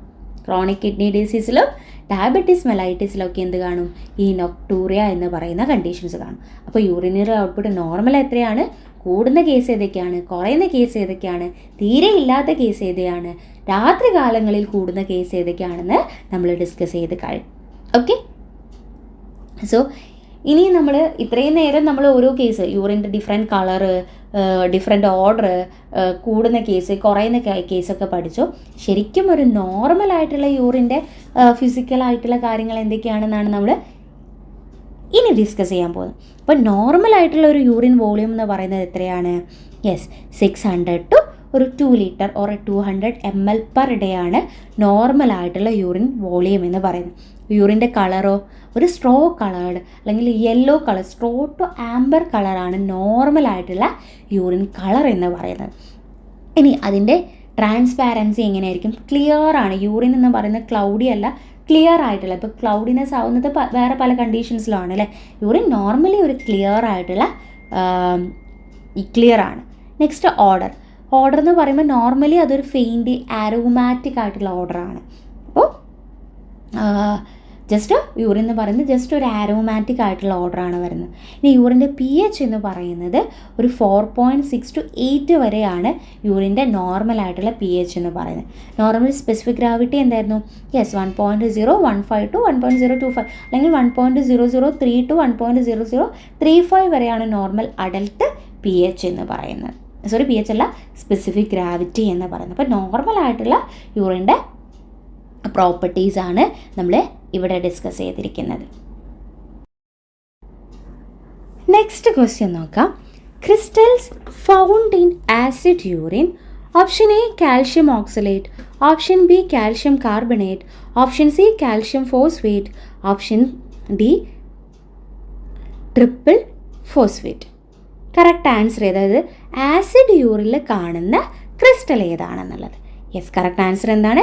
കാൽഷ്യം ഓക്സലേറ്റ് ക്രിസ്റ്റലാണ്. അപ്പോൾ ബാക്കിയുള്ള ക്രിസ്റ്റൽസൊക്കെ എവിടെയായിരിക്കും കാണുന്നത്? യെസ്, ആൽക്കലൈൻ യൂറിനിലായിരിക്കും കാണുന്നത്. അപ്പോൾ നമുക്ക് ഓരോന്നും, അതായത് നമ്മൾ ആസിഡ് യൂറിനിൽ കാണുന്ന ക്രിസ്റ്റൽസും ആൽക്കലൈൻ യൂറിനിൽ കാണുന്ന ക്രിസ്റ്റൽസും നോക്കാം. അത് ഏതൊക്കെ കണ്ടീഷൻസിലാണ് കാണുന്നതെന്നും കൂടി നോക്കാം കേട്ടോ. അപ്പം ആദ്യം നമ്മൾ ഡിസ്കസ് ചെയ്യാൻ പോകുന്നത് ആസിഡ് യൂറിനിൽ കാണുന്ന ക്രിസ്റ്റൽസ് ആണ്. അതിൽ first one uric acid crystal. Uric acid ക്രിസ്റ്റലാണ്. യൂറിക് ആസിഡ് ക്രിസ്റ്റൽ എന്ന് പറയുന്നത് യെല്ലോ ഓർ ബ്രൗൺ കളേർഡ് ക്രിസ്റ്റലാണ്. സോ അതിൻ്റെ ഷേപ്പ് എന്ന് പറയുമ്പം റോംബോയിഡ് ഷേപ്പ് അല്ലെങ്കിൽ ഡയമണ്ട് ഷേപ്പുള്ള ക്രിസ്റ്റൽസ് ആണ് ഈ യൂറിക് ആസിഡ് ക്രിസ്റ്റൽ എന്ന് പറയുന്നത്. യൂറിക് ആസിഡ് ക്രിസ്റ്റൽ എന്ന് പറയുന്നത് എന്താണ്? യെല്ലോ ഓർ ബ്രൗൺ കളേർഡ് ക്രിസ്റ്റലാണ്. അപ്പോൾ നിങ്ങളടുത്ത് ചിലപ്പം കളേർഡ് ക്രിസ്റ്റലിന് എക്സാമ്പിൾ ഏതാണെന്ന് ചോദിച്ചാൽ നമുക്ക് യൂറിക് ആസിഡ് ക്രിസ്റ്റൽ ഒന്നൊരു എക്സാമ്പിളായിട്ട് പറയാം. അപ്പോൾ അതും കൂടി പഠിച്ചു വെക്കണേ. Uric acid crystal yellow or brown coloured ക്രിസ്റ്റലാണ്. റോംബോയിഡ് ഷേപ്പാണ് അല്ലെങ്കിൽ ഡയമണ്ട് ഷേപ്പായിട്ടുള്ള ക്രിസ്റ്റൽസ് ആണ്. ഈ നെഫ്രൈറ്റിസിൻ്റെ കേസിൽ അതേപോലെ ഗൗട്ടിൻ്റെ കേസിലൊക്കെയാണ് ഈ യൂറിക് ആസിഡ് ക്രിസ്റ്റൽസ് കാണുന്നത്. Next amorphous urate. Amorphous urate എന്ന് പറയുന്നത് പിങ്ക് ഓർ റെഡ് ഗ്രാന്യൂൾസ് ആണ്. അപ്പോൾ ഇങ്ങനെ ഇരിക്കും അമോർഫസ് ആയിട്ട്. പ്രത്യേകിച്ച് അമോർഫസ് എന്ന് പറഞ്ഞ പേര് തന്നെ പ്രത്യേകിച്ച് മോർഫോളജി ഇല്ല എന്നുള്ള ആ ഒരു കേസാണ് വരുന്നത്. അപ്പോൾ റെഡ് ഓർ പിങ്ക് ഗ്രാന്യൂൾസിലായിരിക്കും ഈ അമോർഫസ് യൂറേറ്റ്സ് കാണുന്നത്. ഈ അമോർഫസ് യൂറേറ്റ്സ് എന്ന് പറയുമ്പോൾ ഫീവർ, ഡീഹൈഡ്രേഷൻ്റെ കേസിലൊക്കെയാണ് ഈ അമോർഫസ് യൂറേറ്റ്സ് കാണുന്നത്. സോ അമോർഫസ് യൂറേറ്റ്സ് എന്ന് പറയുന്നത് പിങ്ക് ഓർ റെഡ് ഗ്രാനൂൾസിലായിരിക്കും കാണുന്നത്. ഫീവർ ഓർ ഡീഹൈഡ്രേഷൻ്റെ കേസിലൊക്കെ ആയിരിക്കും ഈ അമോർഫസ് യൂറേറ്റ്സ് കാണുന്നത്. Next calcium oxalate. Calcium oxalate crystal എന്ന് പറഞ്ഞാൽ എൻവലപ്പ് ഓർ ഡംബൽ ഷേപ്പുള്ള ക്രിസ്റ്റലാണ്. ഇങ്ങനെയുള്ള എൻവലപ്പ് ഷേപ്പുള്ള ക്രിസ്റ്റലാണ് കാൽഷ്യം ഓക്സലേറ്റ് ക്രിസ്റ്റൽ എന്ന് പറയുന്നത്. ലിവർ ഡിസീസിൻ്റെ കേസിൽ, എത്തിലീൻ ഗ്ലൈക്കോൾ പോയ്സണിങ്ങിൻ്റെ കേസിലൊക്കെ ഈ കാൽഷ്യം ഓക്സലേറ്റ് ക്രിസ്റ്റൽ കാണാം. ഏറ്റവും കോമൺ ആയിട്ട് നിങ്ങളടുത്ത് ചോദിക്കുകയാണ്, ഏറ്റവും കോമൺ ആയിട്ട് യൂറിനിൽ കാണുന്ന ക്രിസ്റ്റൽ ഏതാണെന്ന് ചോദിച്ചു കഴിഞ്ഞാലും നമുക്ക് ഈ കാൽഷ്യം ഓക്സലേറ്റ് ക്രിസ്റ്റലാണ് ആൻസർ ചെയ്യാൻ പറ്റുന്നത് കേട്ടോ. Okay, next cystine crystal. Cystine crystal എന്ന് പറയുന്നത് ഹെക്സഗണൽ ആയിട്ടുള്ള ക്രിസ്റ്റലാണ്. ഹെക്സഗണൽ എന്താ പറയുക, ഓക്കെ, ഹെക്സഗണൽ ആയിട്ടുള്ള ക്രിസ്റ്റലാണ് ഈ സിസ്റ്റീൻ ക്രിസ്റ്റൽ എന്ന് പറയുന്നത്. സിസ്റ്റീനൂറിയൻ്റെ കേസിൽ, വിൽസൺ ഡിസീസിൻ്റെ കേസിലൊക്കെയാണ് ഈ സിസ്റ്റീൻ ക്രിസ്റ്റലിൽ യൂറിനിൽ കാണുന്നത്. Wilson disease, cystinuria. Okay, next tyrosine crystal. Tyrosine crystals എന്ന് പറയുമ്പോൾ 5 നീഡിൽ ഇൻ ഷീവ്സ്, ഇങ്ങനെ 5 നീഡിൽ ഷേപ്പ്ഡ് ക്രിസ്റ്റലാണ് ഈ തൈറോസിൻ ക്രിസ്റ്റൽ എന്ന് പറയുന്നത്. സിവിയർ ലിവർ ഡിസീസിൻ്റെ കേസിലാണ് തൈറോസിൻ ക്രിസ്റ്റൽ യൂറിനിൽ കാണുന്നത്. Next leucine crystal. Leucine crystal എന്ന് പറയുമ്പോൾ സ്ഫിയർ വിത്ത് സ്ട്രയേഷൻസ്. ലൂസിൻ ക്രിസ്റ്റൽ സ്ട്രയേഷൻസ് ഉണ്ടാവും, ഇങ്ങനെ കോൺസെൻട്രിക് സ്ട്രയേഷൻസ് ഉള്ള, സ്ഫിയർ വിത്ത് കോൺസെൻട്രിക് സ്ട്രയേഷൻസ് ഉള്ള ക്രിസ്റ്റലാണ് ഈ ലൂസിൻ. ലിവർ ഡിസീസിൻ്റെ കേസിലും ഹെപ്പറ്റൈറ്റിസിൻ്റെ കേസിലൊക്കെ ലൂസിൻ ക്രിസ്റ്റൽ കാണാൻ പറ്റും കേട്ടോ. സ്ഫിയേഴ്സിലായിരിക്കും ലൂസിൻ ക്രിസ്റ്റൽ കാണും. Next cholesterol crystal. Cholesterol crystal എന്ന് പറഞ്ഞാൽ നോച്ച്ഡ് പ്ലേറ്റ് ആണ്. ഇങ്ങനെയുള്ള ക്രിസ്റ്റൽസ് ആയിരിക്കും ഈ കൊളസ്ട്രോൾ ക്രിസ്റ്റൽ എന്ന് പറയുന്നത്. നോച്ച്ഡ് എൻഡുള്ള പ്ലേറ്റ്സ് ആയിട്ടായിരിക്കും. ഈ മാപ്പിൾ സിറപ്പ് യൂറിൻ ഡിസീസിൻ്റെ കേസിലും നെഫ്രോട്ടിക് സിൻഡ്രത്തിൻ്റെ കേസിലൊക്കെ നമുക്ക് കൊളസ്ട്രോൾ ക്രിസ്റ്റൽ കാണാൻ പറ്റും യൂറിനിൽ. Next sulfa crystal. Sulfa crystal എന്ന് പറയുമ്പോൾ ബ്രൗൺ സ്ട്രേറ്റഡ് ഷീവ്സ് ആയിരിക്കും. ഈ സൾഫണമൈഡ് ഡ്രഗ് തെറാപ്പിൻ്റെ കേസിലൊക്കെ ആയിരിക്കും ഈ ഒരു സൾഫ ക്രിസ്റ്റൽ കാണുന്നത്. ബ്രൗൺ ആയിട്ടുള്ള സ്ട്രേറ്റഡ് ആയിട്ടുള്ള ക്രിസ്റ്റലാണ്. Next bilirubin crystal. Bilirubin crystal എന്ന് പറയുമ്പോൾ യെല്ലോ കളേർഡ് ആയിരിക്കും. ക്ലംപ്ഡ് നീഡിലായിട്ടുള്ള ക്രിസ്റ്റൽസ് ആണ് ഈ ഒരു ബിലിറുബിൻ ക്രിസ്റ്റൽ എന്ന് പറയുന്നത്. ലിവർ ഡിസീസസിൻ്റെ കേസിലായിരിക്കും ഈ ബിലിറുബിൻ ക്രിസ്റ്റൽസും കാണുന്നത്. അപ്പോൾ ഓരോ ആസിഡിക് യൂറിനിൽ കാണുന്ന ഓരോ ക്രിസ്റ്റൽസും, യൂറിക് ആസിഡ് ക്രിസ്റ്റൽസ്, ഒന്ന് നമ്മൾ ആസിഡ് യൂറിനിൽ കാണുന്ന ക്രിസ്റ്റൽ ഏതാണെന്ന് പഠിച്ചു വെക്കണം. ഇപ്പോൾ uric acid crystals, amorphous urate, calcium oxalate, cystine, tyrosine, leucine, cholesterol, sulfa crystal, bilirubin crystal, ഇതെല്ലാം ആസിഡ് യൂറിനിൽ കാണുന്നതാണെന്ന് ആദ്യം പഠിച്ചു വെക്കാം. നെക്സ്റ്റ് ഇത് ഓരോന്നിൻ്റെ ഷേപ്പും അതിൻ്റെ കളറും. Uric acid crystal brown colour or yellow colour rhomboid ഷേപ്പാണ്. അമോർഫസ് യൂറേറ്റ് ആണെങ്കിൽ റെഡ് ഓർ പിങ്ക് ഗ്രാനുൾ, പ്രത്യേക ഷേപ്പിലാണ്ട് ഗ്രാനുലാർ ആയിട്ടായിരിക്കും കാണുന്നത്. Calcium oxalate envelope or dumbbell ഷേപ്പാണ് വരുന്നത്. സിസ്റ്റീൻ ആണെങ്കിൽ ഹെക്സഗണൽ പ്ലേറ്റ് ആയിരിക്കും. തൈറോസിൻ 5 നീഡിലായിരിക്കും. ലൂസിൻ ആണെങ്കിൽ സ്ഫിയേഴ്സ് വിത്ത് കോൺസെൻട്രിക് സ്ട്രയേഷൻസ് ആയിരിക്കും. കൊളസ്ട്രോൾ ആണെങ്കിൽ നോച്ച്ഡ് പ്ലേറ്റ് ആയിട്ടായിരിക്കും കാണുന്നത്. സൾഫ ക്രിസ്റ്റൽ ആണെങ്കിൽ ബ്രൗൺ സ്ട്രേറ്റഡ് ആയിട്ടായിരിക്കും കാണുന്നത്. ബിലിറുബിൻ ആണെങ്കിൽ യെല്ലോ കളറിൽ ക്ലംപ്ഡ് നീഡിൽസ് ആയിട്ടായിരിക്കും കാണുന്നത്. പിന്നെ ഓരോന്നും കാണുന്ന കണ്ടീഷൻസും നമ്മൾ എന്ത് ചെയ്യേണ്ടത്, പഠിച്ചു വെക്കേണ്ടതുണ്ട്. ഓക്കെ, ഇനി നെക്സ്റ്റ് ആൽക്കലൈൻ യൂറിനിൽ കാണുന്ന ക്രിസ്റ്റൽ, അതും എക്സാമിന് ചോദിച്ചിട്ടുണ്ട്. ആൽക്കലൈൻ യൂറിനിൽ കാണുന്നതാണ് ട്രിപ്പിൾ ഫോസ്ഫേറ്റ്. ട്രിപ്പിൾ ഫോസ്ഫേറ്റ് എന്ന് പറയുമ്പോൾ അതിൻ്റെ ഷേപ്പ് കഫീൻ ലിഡ് ഷേപ്പ് ആയിരിക്കും. കഫീൻ ലിഡ് പ്രിസംസ് ആയിട്ടായിരിക്കും നമ്മളത് കാണുന്നത്. കഫീൻ ലിഡ് ഷേപ്പ് കാണുന്നത് ഏതിലാണ്? യെസ്, നമ്മളുടെ ട്രിപ്പിൾ ഫോസ്ഫേറ്റിൻ്റെ കേസിലാണ്. ക്രോണിക് സിസ്റ്റൈറ്റിസിൻ്റെ കേസിൽ, യൂറിനറി ട്രാക്ട് ഇൻഫെക്ഷൻ്റെ കേസിലൊക്കെ നമുക്ക് എന്ത് കാണും? ഈ ട്രിപ്പിൾ ഫോസ്ഫേറ്റ് യൂറിനിൽ കാണാൻ പറ്റും. Okay, next struvite crystal, that is pyramidal ഷേപ്പിൽ കാണുന്ന ക്രിസ്റ്റൽസ് ആണ്. കിഡ്നി സ്റ്റോണിൻ്റെ കേസിലും അതുപോലെ യൂറിനറി ട്രാക്ട് ഇൻഫെക്ഷൻസിൻ്റെ കേസിലും കാണുന്നുണ്ട്. Next amorphous phosphate crystal. Amorphous phosphate crystal എന്ന് പറയുമ്പം ഗ്രാനുലാർ ആയിട്ടുള്ള ഡെപ്പോസിറ്റാണ്. അമോർഫസ് യൂറേറ്റ് ആണ് നമ്മൾ ആസിഡിക് യൂറിനിൽ പഠിച്ചതെങ്കിൽ ഇവിടെ മെയിൻലി ഫോസ്ഫേറ്റ് ആണ് വരുന്നതെന്ന് ഓർത്ത് വെക്കുക. അമോർഫസ് ഫോസ്ഫേറ്റ് കാണുന്നത് ഏതാണ്? യെസ്, നോർമൽ ഗ്രാനുലാർ എപ്രോസിറ്റ് ആണ്. അത് നോർമൽ ആയിട്ടുള്ള ഒരു ഫൈൻഡിങ് ആണ്. അതായത് ഇന്ന് അബ്നോർമൽ കണ്ടീഷൻസിലോ ആണെന്നൊന്നുമില്ല, നോർമലി നമുക്ക് അമോർഫസ് ഓസിറ്റി കാണാൻ പറ്റും. Next calcium carbonate. Calcium carbonate എന്ന് പറയുമ്പോൾ ഡംബൽ ഷേപ്പ് ആയിരിക്കും, അല്ലെങ്കിൽ ടൈനി സ്പിയേഴ്സിലായിരിക്കും ഈ ഒരു കാൽഷ്യം കാർബണേറ്റ് കാണുന്നത്. ആൽക്കലൈൻ യൂറിനിലാണ് കാണുന്നത്. നോർമൽ ആയിട്ടുള്ള കേസാണ്. Next calcium phosphate.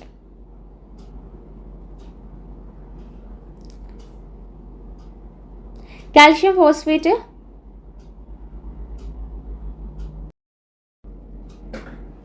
ഫോസ്ഫേറ്റ് എന്ന് പറയുമ്പോൾ ജസ്റ്റ് പ്രിസം ലൈക്ക് ആയിരിക്കും. യൂറിനറി കാലിക്കുലൻ്റെ കേസിലായിരിക്കും ഈ കാൽഷ്യം ഫോസ്ഫേറ്റ് ക്രിസ്റ്റൽസ് കാണുന്നത് കേട്ടോ. അതുപോലെ അമോണിയം ബൈയൂറേറ്റ് എന്ന് പറയുന്നത് തോൺ ആപ്പിൾ ഷേപ്പ് ക്രിസ്റ്റൽസ് ആണ്.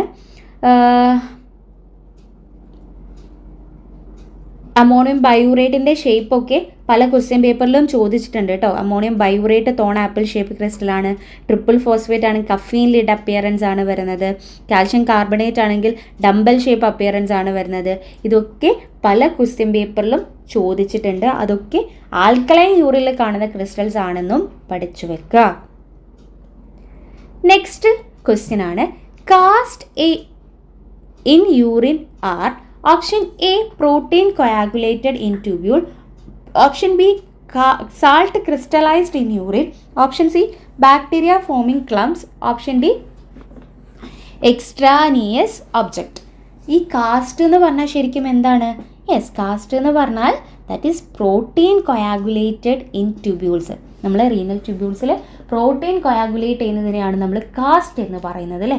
സോ പല ടൈപ്പ് ഓഫ് യൂറിനറി കാസ്റ്റ് നമുക്ക് പഠിക്കാനുണ്ട്. അപ്പോൾ ഓരോന്നിൻ്റെ ഷേപ്പും അതുപോലെ തന്നെ അപ്പിയറൻസും അത് ഏത് കണ്ടീഷനിലാണ് കാണുക എന്നുള്ളതും കൂടി. First one hyaline cast. Hyaline cast എന്ന് പറഞ്ഞാൽ ട്രാൻസ്പാരൻ്റ് ആയിട്ടുള്ള കാസ്റ്റാണ്. അതുപോലെ തന്നെ സിലിണ്ടറിക്കൽ ഷേപ്പ് ആയിരിക്കും. നോർമൽ ഒരു 1 to 2 ഹൈലിൻ കാസ്റ്റ് എന്ന് പറഞ്ഞാൽ നോർമൽ കേസാണ്. പക്ഷേ അത് കൂടുന്ന കേസാണ് ഈ നെഫ്രൈറ്റിസ്, ഡയബറ്റിക് നെഫ്രോപ്പതി എന്നൊക്കെ പറയുന്നത്. ഈ ഹൈലിൻ കാസ്റ്റ് കൂടുതലായിട്ട് വരുന്ന കേസസ് ആണ്. അല്ലെങ്കിൽ അതിൻ്റെ ഇൻഡിക്കേഷൻ കൂടുതലായിട്ട് കാണുകയാണെങ്കിൽ അത് സജസ്റ്റ് ചെയ്യുന്നത് nephritis, diabetic നെഫ്രോപ്പതിയൊക്കെയാണ്.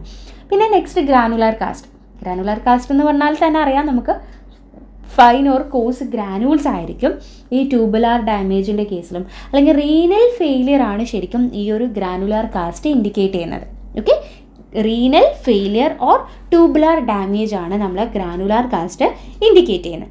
Next waxy cast എന്ന് പറയുമ്പോൾ അത് ഒരു ബ്രോഡായിട്ടുള്ള ഒപ്പാക്ക് കളർലെസ് ആയിട്ടുള്ള കാസ്റ്റാണ് നമ്മൾ ഈ വാക്സി കാസ്റ്റ്. പ്രത്യേകിച്ച് കളറൊന്നുമില്ല, പക്ഷേ ഒപ്പാക്ക് ആയിട്ടുള്ള, ക്ലിയർ അല്ല, ഒപ്പാക്ക് ആയിട്ടുള്ള കാസ്റ്റ് ആയിരിക്കും വാക്സി കാസ്റ്റ് എന്ന് പറയുന്നത്. ഈ അമൈലോയിഡിൻ്റെ കേസിൽ, അമൈലോയിഡോസിസിൻ്റെ കേസിലും അതുപോലെ ESRD ഇല്ലേ, എൻഡ് സ്റ്റേജ് റീനൽ ഡിസീസ്, ആ ഒരു കേസിലൊക്കെ നമുക്ക് വാക്സി കാസ്റ്റ് കാണാൻ പറ്റും. നെക്സ്റ്റ് ഫാറ്റി കാസ്റ്റ് എന്ന് പറഞ്ഞാൽ ഫാറ്റ് ഡ്രോപ്ലെറ്റ്സ് ഇൻസൈഡിൽ നിന്നാണ് നമ്മൾ ഈ ഫാറ്റി കാസ്റ്റ് കൊണ്ട് ഉദ്ദേശിക്കുന്നത്. ഈ നെഫ്രോട്ടിക് സിൻഡ്രത്തിൻ്റെ കേസിലും റീനൽ ട്യൂബുലാർ ഇൻഫ്ലമേഷൻ്റെ കേസിലൊക്കെ നമുക്ക് വാക്സി കാസ്റ്റ് കാണാൻ പറ്റും. നെക്സ്റ്റ് എപ്പിത്തീലിയൽ കാസ്റ്റ് എന്ന് പറഞ്ഞാൽ റീനൽ എപ്പിത്തീലിയൽ സെൽസ് ആയിരിക്കും ഈ എപ്പിത്തീലിയൽ കാസ്റ്റ് കൊണ്ട് ഉദ്ദേശിക്കുന്നത്. നമ്മൾ ഈ ഗുഡ് പാസ്റ്റർ സിൻഡ്രോം ഇല്ലേ, ഈ ഗുഡ് പാസ്റ്റർ സിൻഡ്രത്തിൻ്റെ കേസിലൊക്കെ നമുക്ക് ഈ എപ്പിത്തീലിയൽ കാസ്റ്റ് കാണാൻ പറ്റുന്നതാണ്. അതുപോലെ തന്നെ നമ്മൾ അക്യൂട്ട് ഗ്ലോമറുലാർ നെഫ്രൈറ്റിസിൻ്റെ കേസിലും നമുക്ക് ഈ എപ്പിത്തീലിയൽ കാസ്റ്റ് കാണാം കേട്ടോ. എപ്പിത്തീലിയൽ കാസ്റ്റ് എന്ന് പറയുമ്പോൾ ഗുഡ് പാസ്റ്റർ സിൻഡ്രത്തിൻ്റെ കേസിലും അക്യൂട്ട് ഗ്ലോമറുലാർ നെഫ്രൈറ്റിസിൻ്റെ കേസിലൊക്കെ നമുക്ക് എപ്പിത്തീലിയൽ കാസ്റ്റ് കാണാം. Next WBC cast. ഇത് ഓർത്ത് വെക്കണേ, കാരണം പല ക്വസ്റ്റ്യൻ പേപ്പറിലും WBC കാസ്റ്റ് കാണുന്ന കേസ് ഏതാണ്, RBC കാസ്റ്റ് കാണുന്ന കേസ് ഏതാണെന്നൊക്കെ ചോദിക്കാറുണ്ട്. WBC കാസ്റ്റ് എന്ന് പറഞ്ഞാൽ മെയിൻലി ന്യൂട്രോഫിൽസ് ആണ് കാണുന്നത്. പൈലോനെഫ്രൈറ്റിസിൻ്റെ കേസിലും ഇൻഫ്ലമേഷൻ്റെ കേസിലും നമ്മൾ WBC കാസ്റ്റ് കാണും. എങ്ങനെയാണ് പൈലോനെഫ്രൈറ്റിസിൻ്റെ കേസിൽ കാണുന്നത് WBC കാസ്റ്റാണ്. ഇനി RBC കാസ്റ്റ് എന്ന് പറഞ്ഞാൽ പാക്ഡ് RBC ആയിരിക്കും, യെല്ലോയിഷ് ബ്രൗൺ കളറിലുള്ള RBC ആണ് കാണുന്നത്. അക്യൂട്ട് ട്യൂബുലാർ നെക്രോസിസിൻ്റെ കേസിലും ഗ്ലോമറുലോ നെഫ്രൈറ്റിസിൻ്റെ കേസിലും ട്യൂബുലാർ നെക്രോസിസിൻ്റെ കേസിലും ഗ്ലോമറുലാർ നെഫ്രൈറ്റിസിൻ്റെ കേസിലും എന്ത് കാണുന്നുണ്ട്, RBC കാസ്റ്റ് കാണുന്നുണ്ട്. പിന്നെ ബ്രോഡ് കാസ്റ്റ് എന്ന് പറഞ്ഞാൽ വെരി ബ്രോഡ് ആയിട്ടുള്ള കുറച്ച് കാസ്റ്റ് ക്രോണിക് റീനൽ ഫെയിലിയറിൻ്റെ കേസിൽ കാണുന്നുണ്ട്. പിന്നെ ഇതാണ് മെയിൻലി നമുക്ക് കാണുന്ന കാസ്റ്റസസ് എന്ന് പറയുന്നത് കേട്ടോ. ഓരോ ഗ്രാനുലാർ കാസ്റ്റ്, വാക്സി കാസ്റ്റ്, അതുപോലെ തന്നെ ഫാറ്റി കാസ്റ്റ് ഏതിലാണ് കാണുന്നത്, എപ്പിത്തീലിയൽ കാസ്റ്റ് ഏതിലാണ് കാണുന്നത്, WBC കാസ്റ്റ് ഏതിലാണ് കാണുന്നത്, RBC കാസ്റ്റ് ഏതിലാണ് കാണുന്നത് എന്നുള്ളത് അതിൻ്റെ അപ്പിയറൻസും, അതുപോലെ ഏറ്റവും ഇമ്പോർട്ടൻ്റ് ആയിട്ട് ഇവിടെ വരുന്നത് ഓരോ കണ്ടീഷനിൽ ഏത് കാസ്റ്റാണ് കാണുന്നത്. അപ്പോൾ പൈലോനെഫ്രൈറ്റിസിൻ്റെ കേസിൽ WBC കാസ്റ്റ് കാണും, ഗ്ലോമറുലോനെഫ്രൈറ്റിസിൻ്റെ കേസിൽ RBC കാസ്റ്റ് കാണുന്നുണ്ട്. പിന്നെ ഈ ഗുഡ് പാസ്റ്റർ സിൻഡ്രോം, അക്യൂട്ട് ഗ്ലോമറുലോനെഫ്രൈറ്റിസിൻ്റെ കേസിൽ എപ്പിത്തീലിയൽ കാസ്റ്റ് കാണുന്നുണ്ട്. നെഫ്രോട്ടിക് സിൻഡ്രത്തിൻ്റെ കേസിലാണെങ്കിൽ ഫാറ്റി കാസ്റ്റ് കാണുന്നുണ്ട്. ESRDൻ്റെ കേസിലാണെങ്കിൽ വാക്സി കാസ്റ്റ് കാണുന്നുണ്ട്. ഇതെല്ലാം നമ്മൾ പഠിച്ചു വെക്കേണ്ടതാണ്. ഇനി നമ്മൾ കുറച്ച് നമ്മളിപ്പോൾ ഇത്രയും നേരം ഡിസ്കസ് ചെയ്തത് യൂറിൻ്റെ മൈക്രോസ്കോപ്പിയാണ്, ലൈക്ക് കാസ്റ്റ്, ക്രിസ്റ്റൽ എന്നൊക്കെ പറയുമ്പോൾ മൈക്രോസ്കോപ്പിക് എക്സാമിനേഷനിൽ കാണുന്നതാണ്. അതേപോലെ തന്നെ നമുക്ക് യൂറിൻ മൈക്രോസ്കോപ്പിൽ കാണുന്ന കുറച്ച് സെൽസുകളുണ്ട്. അതുപോലെ നമുക്ക് സെൽസും കുറച്ച് പാരസൈറ്റ്സൊക്കെ നമ്മൾ യൂറിൻ മൈക്രോസ്കോപ്പിൽ കാണാൻ പറ്റും. സോ അതൊക്കെയാണ് നമ്മൾ ഇനി ഡിസ്കസ് ചെയ്യാൻ പോകുന്നത്. അതിൽ ഫസ്റ്റ് വൺ നമ്മൾ യൂറിനിൽ കാണുന്ന സെൽസ് എന്ന് പറയുമ്പോൾ RBC എന്ന് പറയുന്നത് നോർമലി നമ്മൾ ഹൈ പവർ മൈക്രോസ്കോപ്പിയിൽ നമുക്കൊരു 0 to 2 അല്ലെങ്കിൽ 1 to 2 RBC നോർമലാണ്. അത് നമ്മൾ കാണുന്നത് പെയിൽ റിഫ്രാക്റ്റൈൽ ആയിട്ടുള്ള ബൈക്കോൺകേവ് ഡിസ്ക് ആയിട്ടായിരിക്കും. നമുക്കറിയാം RBC എന്ന് പറയുന്നത് ബൈക്കോൺകേവ് ഡിസ്ക്കാണ്. പക്ഷേ അത് കൂടുന്ന കണ്ടീഷൻ ഏതാണെന്ന് ചോദിച്ചു കഴിഞ്ഞാൽ ഗ്ലോമറുലാർ ഡിസീസിൻ്റെ കേസിൽ, യൂറിനറി ട്രാക്ട് ഇൻഫെക്ഷൻസിൻ്റെ കേസിൽ, എന്തെങ്കിലും ട്രോമ ഉണ്ടായ കേസിൽ, മെൻസ്ട്രേഷൻ്റെ കേസിൽ, ഇതിലൊക്കെ നമുക്ക് RBC കൂടുതലായിട്ട് കാണാൻ പറ്റും. ഇപ്പോൾ യൂറിനറി ട്രാക്ട് ഇൻഫെക്ഷൻ്റെ കേസിൽ, ട്രോമൻ്റെ കേസിൽ, ഗ്ലോമറുലാർ ഡിസീസിൻ്റെ കേസിൽ, മെൻസ്ട്രേഷൻ്റെ കേസിലൊക്കെ RBC കൂടുതലായിട്ട് ഇവിടെ കാണും, യൂറിനിൽ കാണുന്നതാണ്. ഇനി WBC ഓർ പസ് സെൽസ് അതുപോലെ WBCയും ഒരു 0 to 5 ഹൈ പവറിൽ നോർമലാണ്. ഓക്കെ, 1 to 2 RBC നോർമലാണെന്ന് പറഞ്ഞതുപോലെ 0 to 5 WBC ആൻഡ് പസ് സെൽസ് നോർമലാണ്. പക്ഷേ എന്താണ് UTIൻ്റെ അത് കൂടുന്ന കേസ് ഏതൊക്കെയാണെന്ന് ചോദിച്ചാൽ UTIൻ്റെ കേസിലും, പൈലോനെഫ്രൈറ്റിസിൻ്റെ കേസിലും, അതുപോലെ റീനൽ ഇൻഫാക്ഷൻ്റെ കേസിലും, സിസ്റ്റൈറ്റിസിൻ്റെ കേസിലൊക്കെ ഈ WBC കൂടുതലായിട്ട് കാണാൻ പറ്റും. നമുക്കറിയാം യൂറിനറി ട്രാക്ട് ഇൻഫെക്ഷൻസ് വന്നാൽ നമ്മളുടെ യൂറിൻ മൈക്രോസ്കോപ്പി നോക്കി കഴിഞ്ഞാൽ കൂടുതലായിട്ട് RBCയും WBC ഒക്കെ കാണാൻ പറ്റും. പക്ഷേ 1 or 2 കണ്ടെന്ന് വെച്ചിട്ട് അത് അബ്നോർമൽ ആണെന്ന് പറയാൻ പറ്റില്ല. അത് ഒരു 5 കൂടുതലൊക്കെ ഉണ്ടെങ്കിൽ നമുക്ക് എന്ത് പറയാം, നമുക്ക് ഈ യൂറിനറി ട്രാക്ട് ഇൻഫെക്ഷൻസ് ഒക്കെ സജസ്റ്റ് ചെയ്യാവുന്നതാണ്. നെക്സ്റ്റ് എപ്പിത്തീലിയൽസ് എന്ന് പറയുമ്പോൾ ഹൈ പവറിൽ അല്ലെങ്കിൽ ലോ പവറിൽ ഇത് കുറച്ച് കാണാൻ പറ്റും. പക്ഷേ ഈ യൂറിനറി ട്രാക്ട് ഇൻഫെക്ഷൻ്റെ കേസിലും, റീനൽ ട്യൂബുലാർ ഡാമേജിൻ്റെ കേസിലും, കാർസിനോമൻ്റെ ക്യാൻസറൊക്കെ ഉണ്ടാകുന്ന, യൂറിനറി ട്രാക്ടിൻ്റെ ക്യാൻസറൊക്കെ ഉണ്ടാകുന്ന കേസിൽ കൂടുതലായിട്ട് എപ്പിത്തീലിയൽ സെൽസ് നമുക്ക് യൂറിനിൽ കാണാൻ പറ്റും എന്നുള്ളതാണ്. Okay,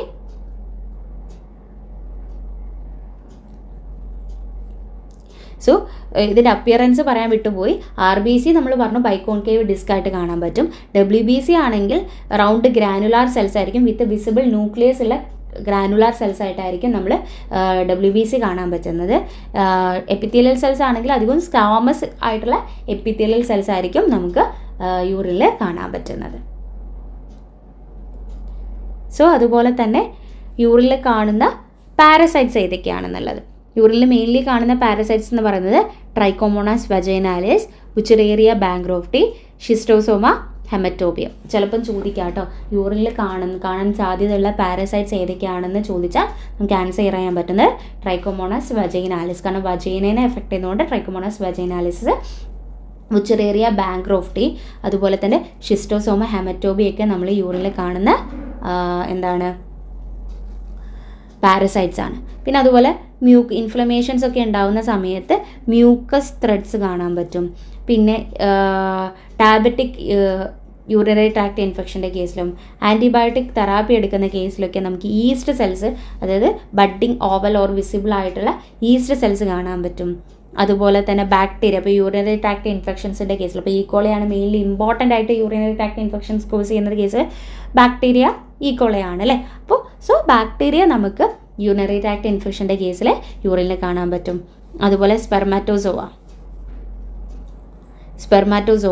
oval body with tail നമ്മൾ സ്പെർമാറ്റോസോവ ജെനിറ്റൽ ട്രാക്ട് ഡിസീസിൻ്റെ കേസിൽ നമുക്ക് ചിലപ്പോൾ യൂറിനിൽ കാണാൻ പറ്റും. പിന്നെ ഓവൽ ഫാറ്റ് ബോഡീസ്, ഇതൊന്ന് നോട്ട് ചെയ്ത് വെക്കണേ, ഇതൊക്കെ ഇമ്പോർട്ടൻ്റ് ആണ്. ഇത് പല ക്വസ്റ്റ്യൻ പേപ്പറിലും കണ്ടതാണ്. ഈ നെഫ്രോട്ടിക് സിൻഡ്രത്തിൻ്റെ കേസിലും അതുപോലെ ഡയബറ്റിസ് മെലൈറ്റിസിൻ്റെ കേസിലും ഈ ഓവൽ ഫാറ്റ് ബോഡീസ് നമുക്ക് കാണാൻ പറ്റുന്നതാണ്. ഓവൽ ഫാറ്റ് ബോഡി എന്ന് പറഞ്ഞാൽ ലിപ്പിഡ് ഫിൽഡ് ആയിട്ടുള്ള റീനൽ എപ്പിത്തീലിയൽ സെൽസ് ആണ് ഈ ഓവൽ ഫാറ്റ് ബോഡി എന്ന് പറയുന്നത്. അപ്പോൾ നെഫ്രോട്ടിക് സിൻഡ്രത്തിൻ്റെ കേസിൽ ഈ ഓവൽ ഫാറ്റ് ബോഡി കാണുന്നുണ്ട് എന്നുള്ളത് ഒരു ഇമ്പോർട്ടൻറ്റ് പോയിൻറ്റുമാണ്, ചോദിക്കാൻ ചാൻസ് ഉള്ളൊരു ക്വസ്റ്റ്യനുമാണ്. അപ്പോൾ നമ്മൾ ഓരോ പോയിൻറ്റും നമ്മളിവിടെ ടേബിളിൽ കൊടുക്കുന്ന അത്രയും ഇമ്പോർട്ടൻ്റ് ആണ്. നമുക്കറിയാം ഇപ്പം ഞാൻ പറഞ്ഞ യൂറിൻ അനാലിസിസിനെ വാസ്റ്റായിട്ട് പഠിക്കാനുള്ളതാണ്. അതൊന്ന് ഏറ്റവും ഇമ്പോർട്ടൻ്റ് ആയിട്ട് ഒരിക്കലും ഒഴിവാക്കാൻ പറ്റാത്ത MCQ ബേസ്ഡ് ആയിട്ടുള്ള പോയിൻറ്റ്സ് ആണ് നമ്മളിവിടെ ടേബിളാക്കി കൊടുത്തിരിക്കുന്നത് കേട്ടോ. അതെന്തായാലും നമ്മൾ ഒഴിവാക്കാൻ പാടില്ല. സോ ഇത്രയാണ് നമ്മൾ മെയിൻലി മൈക്രോസ്കോപ്പി റിലേറ്റഡ് ആയിട്ട് പറയാനുള്ളത്. ഇനി നമ്മൾ കെമിക്കൽ എക്സാമിനേഷൻ ആ ഒരു ടൈപ്പ് ഓഫ് ക്വസ്റ്റ്യനിലേക്കാണ് പോകുന്നത്. നോക്കാം. Ictotest is a tablet test to detect option A bilirubin, option B bile salt, option C urobilinogen, option D ketone body. Ictotest നമ്മൾ എന്തിനാണ് ചെയ്യുന്നത്?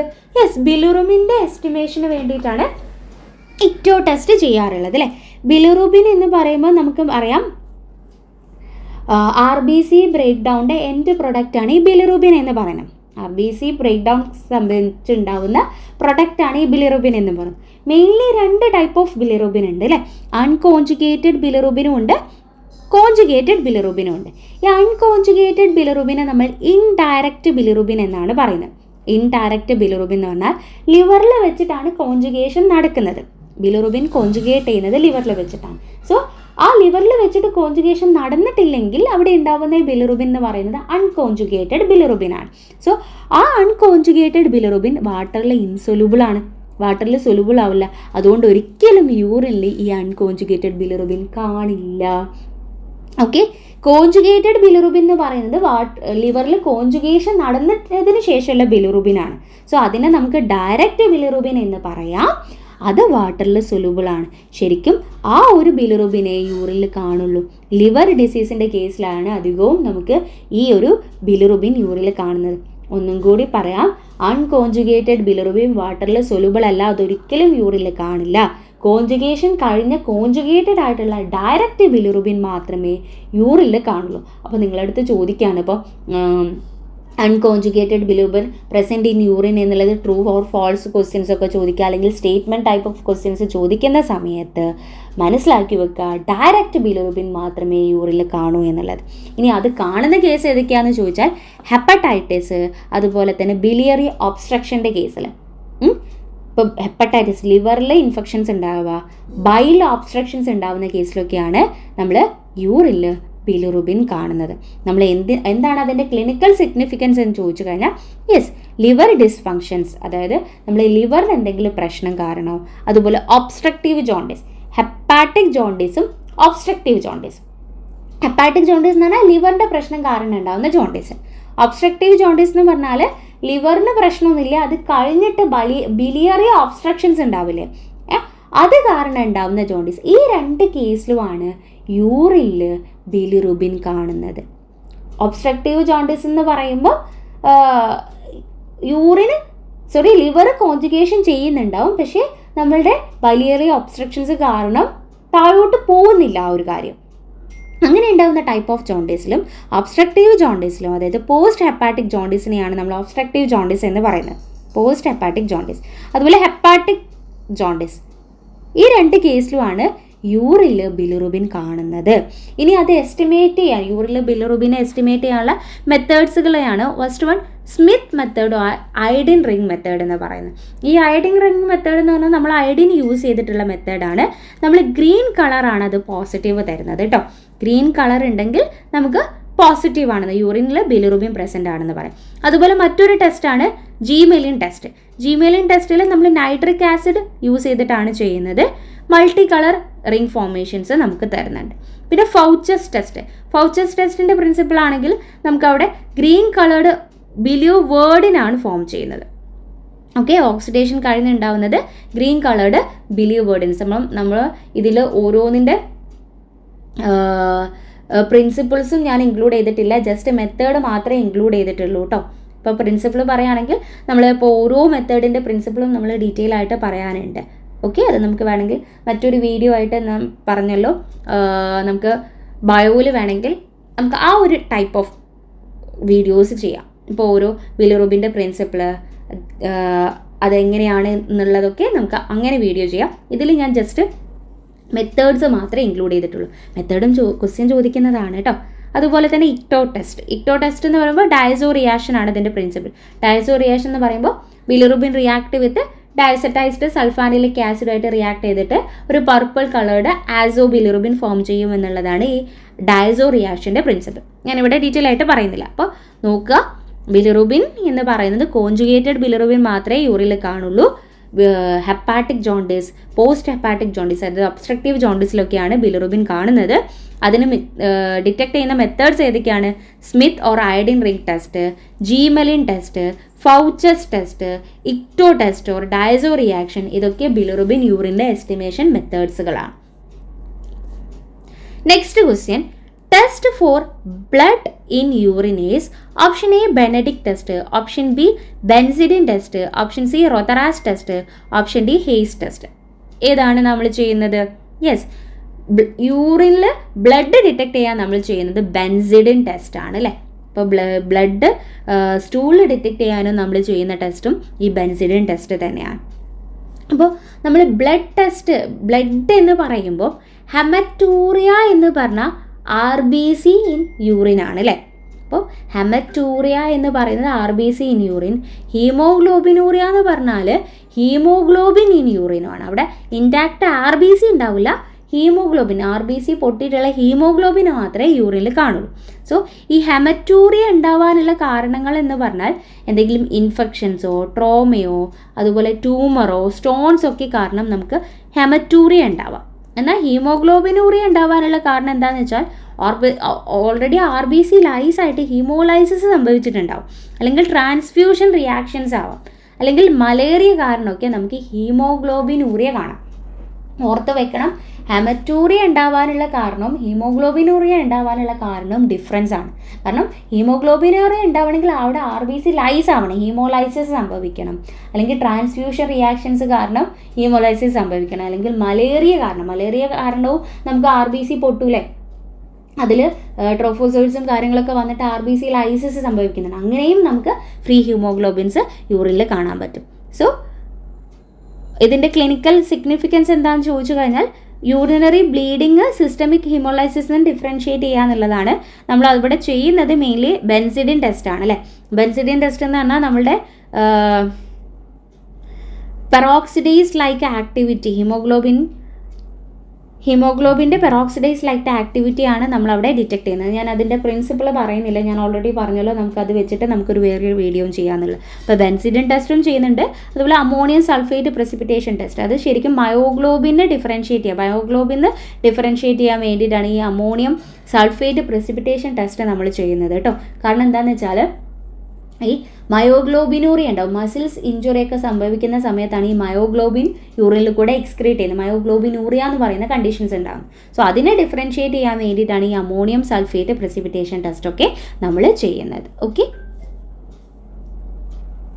So next question, reagent used for the detection of ketone body by dipstick method. Option A sodium nitro ferricyanide, option B ferric chloride, option C potassium iodide, option D orthotoluidine. നമ്മൾ ketone ബോഡിക്ക് use ചെയ്യുന്ന dipstick മെത്തേഡിൽ use ചെയ്യുന്നത് ഏത് reagent ആണെന്ന് വെച്ചാൽ sodium nitro ഫെറിസൈനൈഡ് ആണ്. Okay, so ഇവിടെ നമുക്ക് നോക്കാം, നമ്മൾ കീറ്റോൺ ബോഡി എന്ന് പറയുന്നത് നോർമലി നമ്മൾ യൂറിനിൽ പ്രസൻ്റ് ആയിട്ടുള്ള ഒരു കാര്യമല്ല. കീറ്റോൺ ബോഡീസ് എന്ന് പറയുന്നത് നോർമലി യൂറിനിൽ ഉണ്ടാവില്ല. എന്നാൽ യൂറിനറി ഡയബറ്റിക് കീറ്റോ ആസിഡോസിസിൻ്റെ കേസിലും അതുപോലെ തന്നെ സ്റ്റാർവേഷൻ്റെ കേസിലും ആൽക്കഹോളിസത്തിൻ്റെ കേസിലും പ്രഗ്നൻസിൻ്റെ കേസിലൊക്കെയാണ് ഈ കീറ്റോൺ ബോഡി യൂറിനിൽ കാണുന്നത്. അത് ഇൻഡിക്കേറ്റ് ചെയ്യുന്നത് എന്താണെന്ന് വെച്ചാൽ നമ്മൾ സിവിയർ ആയിട്ടുള്ള മെറ്റബോളിക് ഡിസ്റ്റർബൻസ്, അതായത് ഫാറ്റിൻ്റെ മെറ്റബോളിസം നടന്നിട്ടാണ്, അല്ലെങ്കിൽ ഫാറ്റ് മെറ്റബോളിസത്തിൻ്റെ പ്രൊഡക്റ്റായിട്ടാണ് ഈ കീറ്റോൺ ബോഡി യൂറിനിൽ കാണുന്നത്, അല്ലെങ്കിൽ കീറ്റോൺ ബോഡി ഉണ്ടാവുന്നത്. അപ്പോൾ ഏതൊക്കെയാണ് ഈ കീറ്റോൺ ബോഡീസ് എന്ന് ചോദിച്ചു കഴിഞ്ഞാൽ അസറ്റോ ആസിറ്റിക്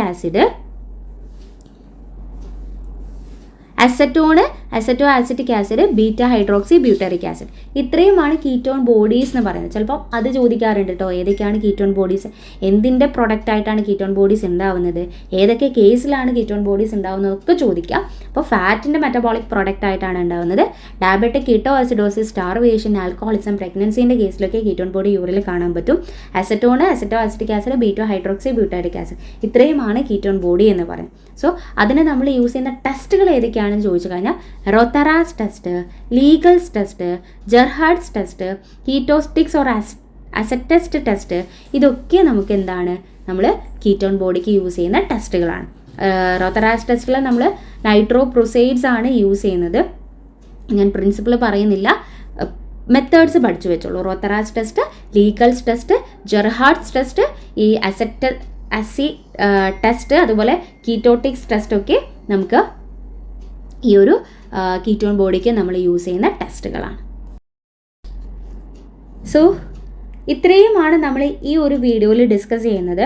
കെമിക്കൽ എക്സാമിനേഷനിൽ കുറച്ചും കൂടി അധികം കാര്യങ്ങൾ പറയാനുണ്ട് ശരിക്കും. കാരണം ഇപ്പോൾ ബിലിറൂബിനാണ് പറയുന്നതെങ്കിൽ അതിൻ്റെ ഓരോ മെത്തേഡ് ഏതൊക്കെയാണ്, അതിൻ്റെ മെത്തേഡിൻ്റെ പ്രിൻസിപ്പിൾ ഏതൊക്കെയാണെന്നൊക്കെ ഉള്ളത് ഡീറ്റെയിൽ ആയിട്ട് നമുക്ക് പറയാനുണ്ട്. സോ അത് നമുക്ക് മറ്റൊരു വീഡിയോയിൽ, അതായത് ബയോകെമിസ്ട്രി ഏരിയയിൽ ഒന്നും കൂടി ഡിസ്കസ് ചെയ്യാവുന്നതാണ്. സോ ഈ വീഡിയോ നിങ്ങൾക്ക് യൂസ്ഫുൾ ആയിട്ടുണ്ടെങ്കിൽ കമൻറ്റ് ചെയ്യുക. Thank you.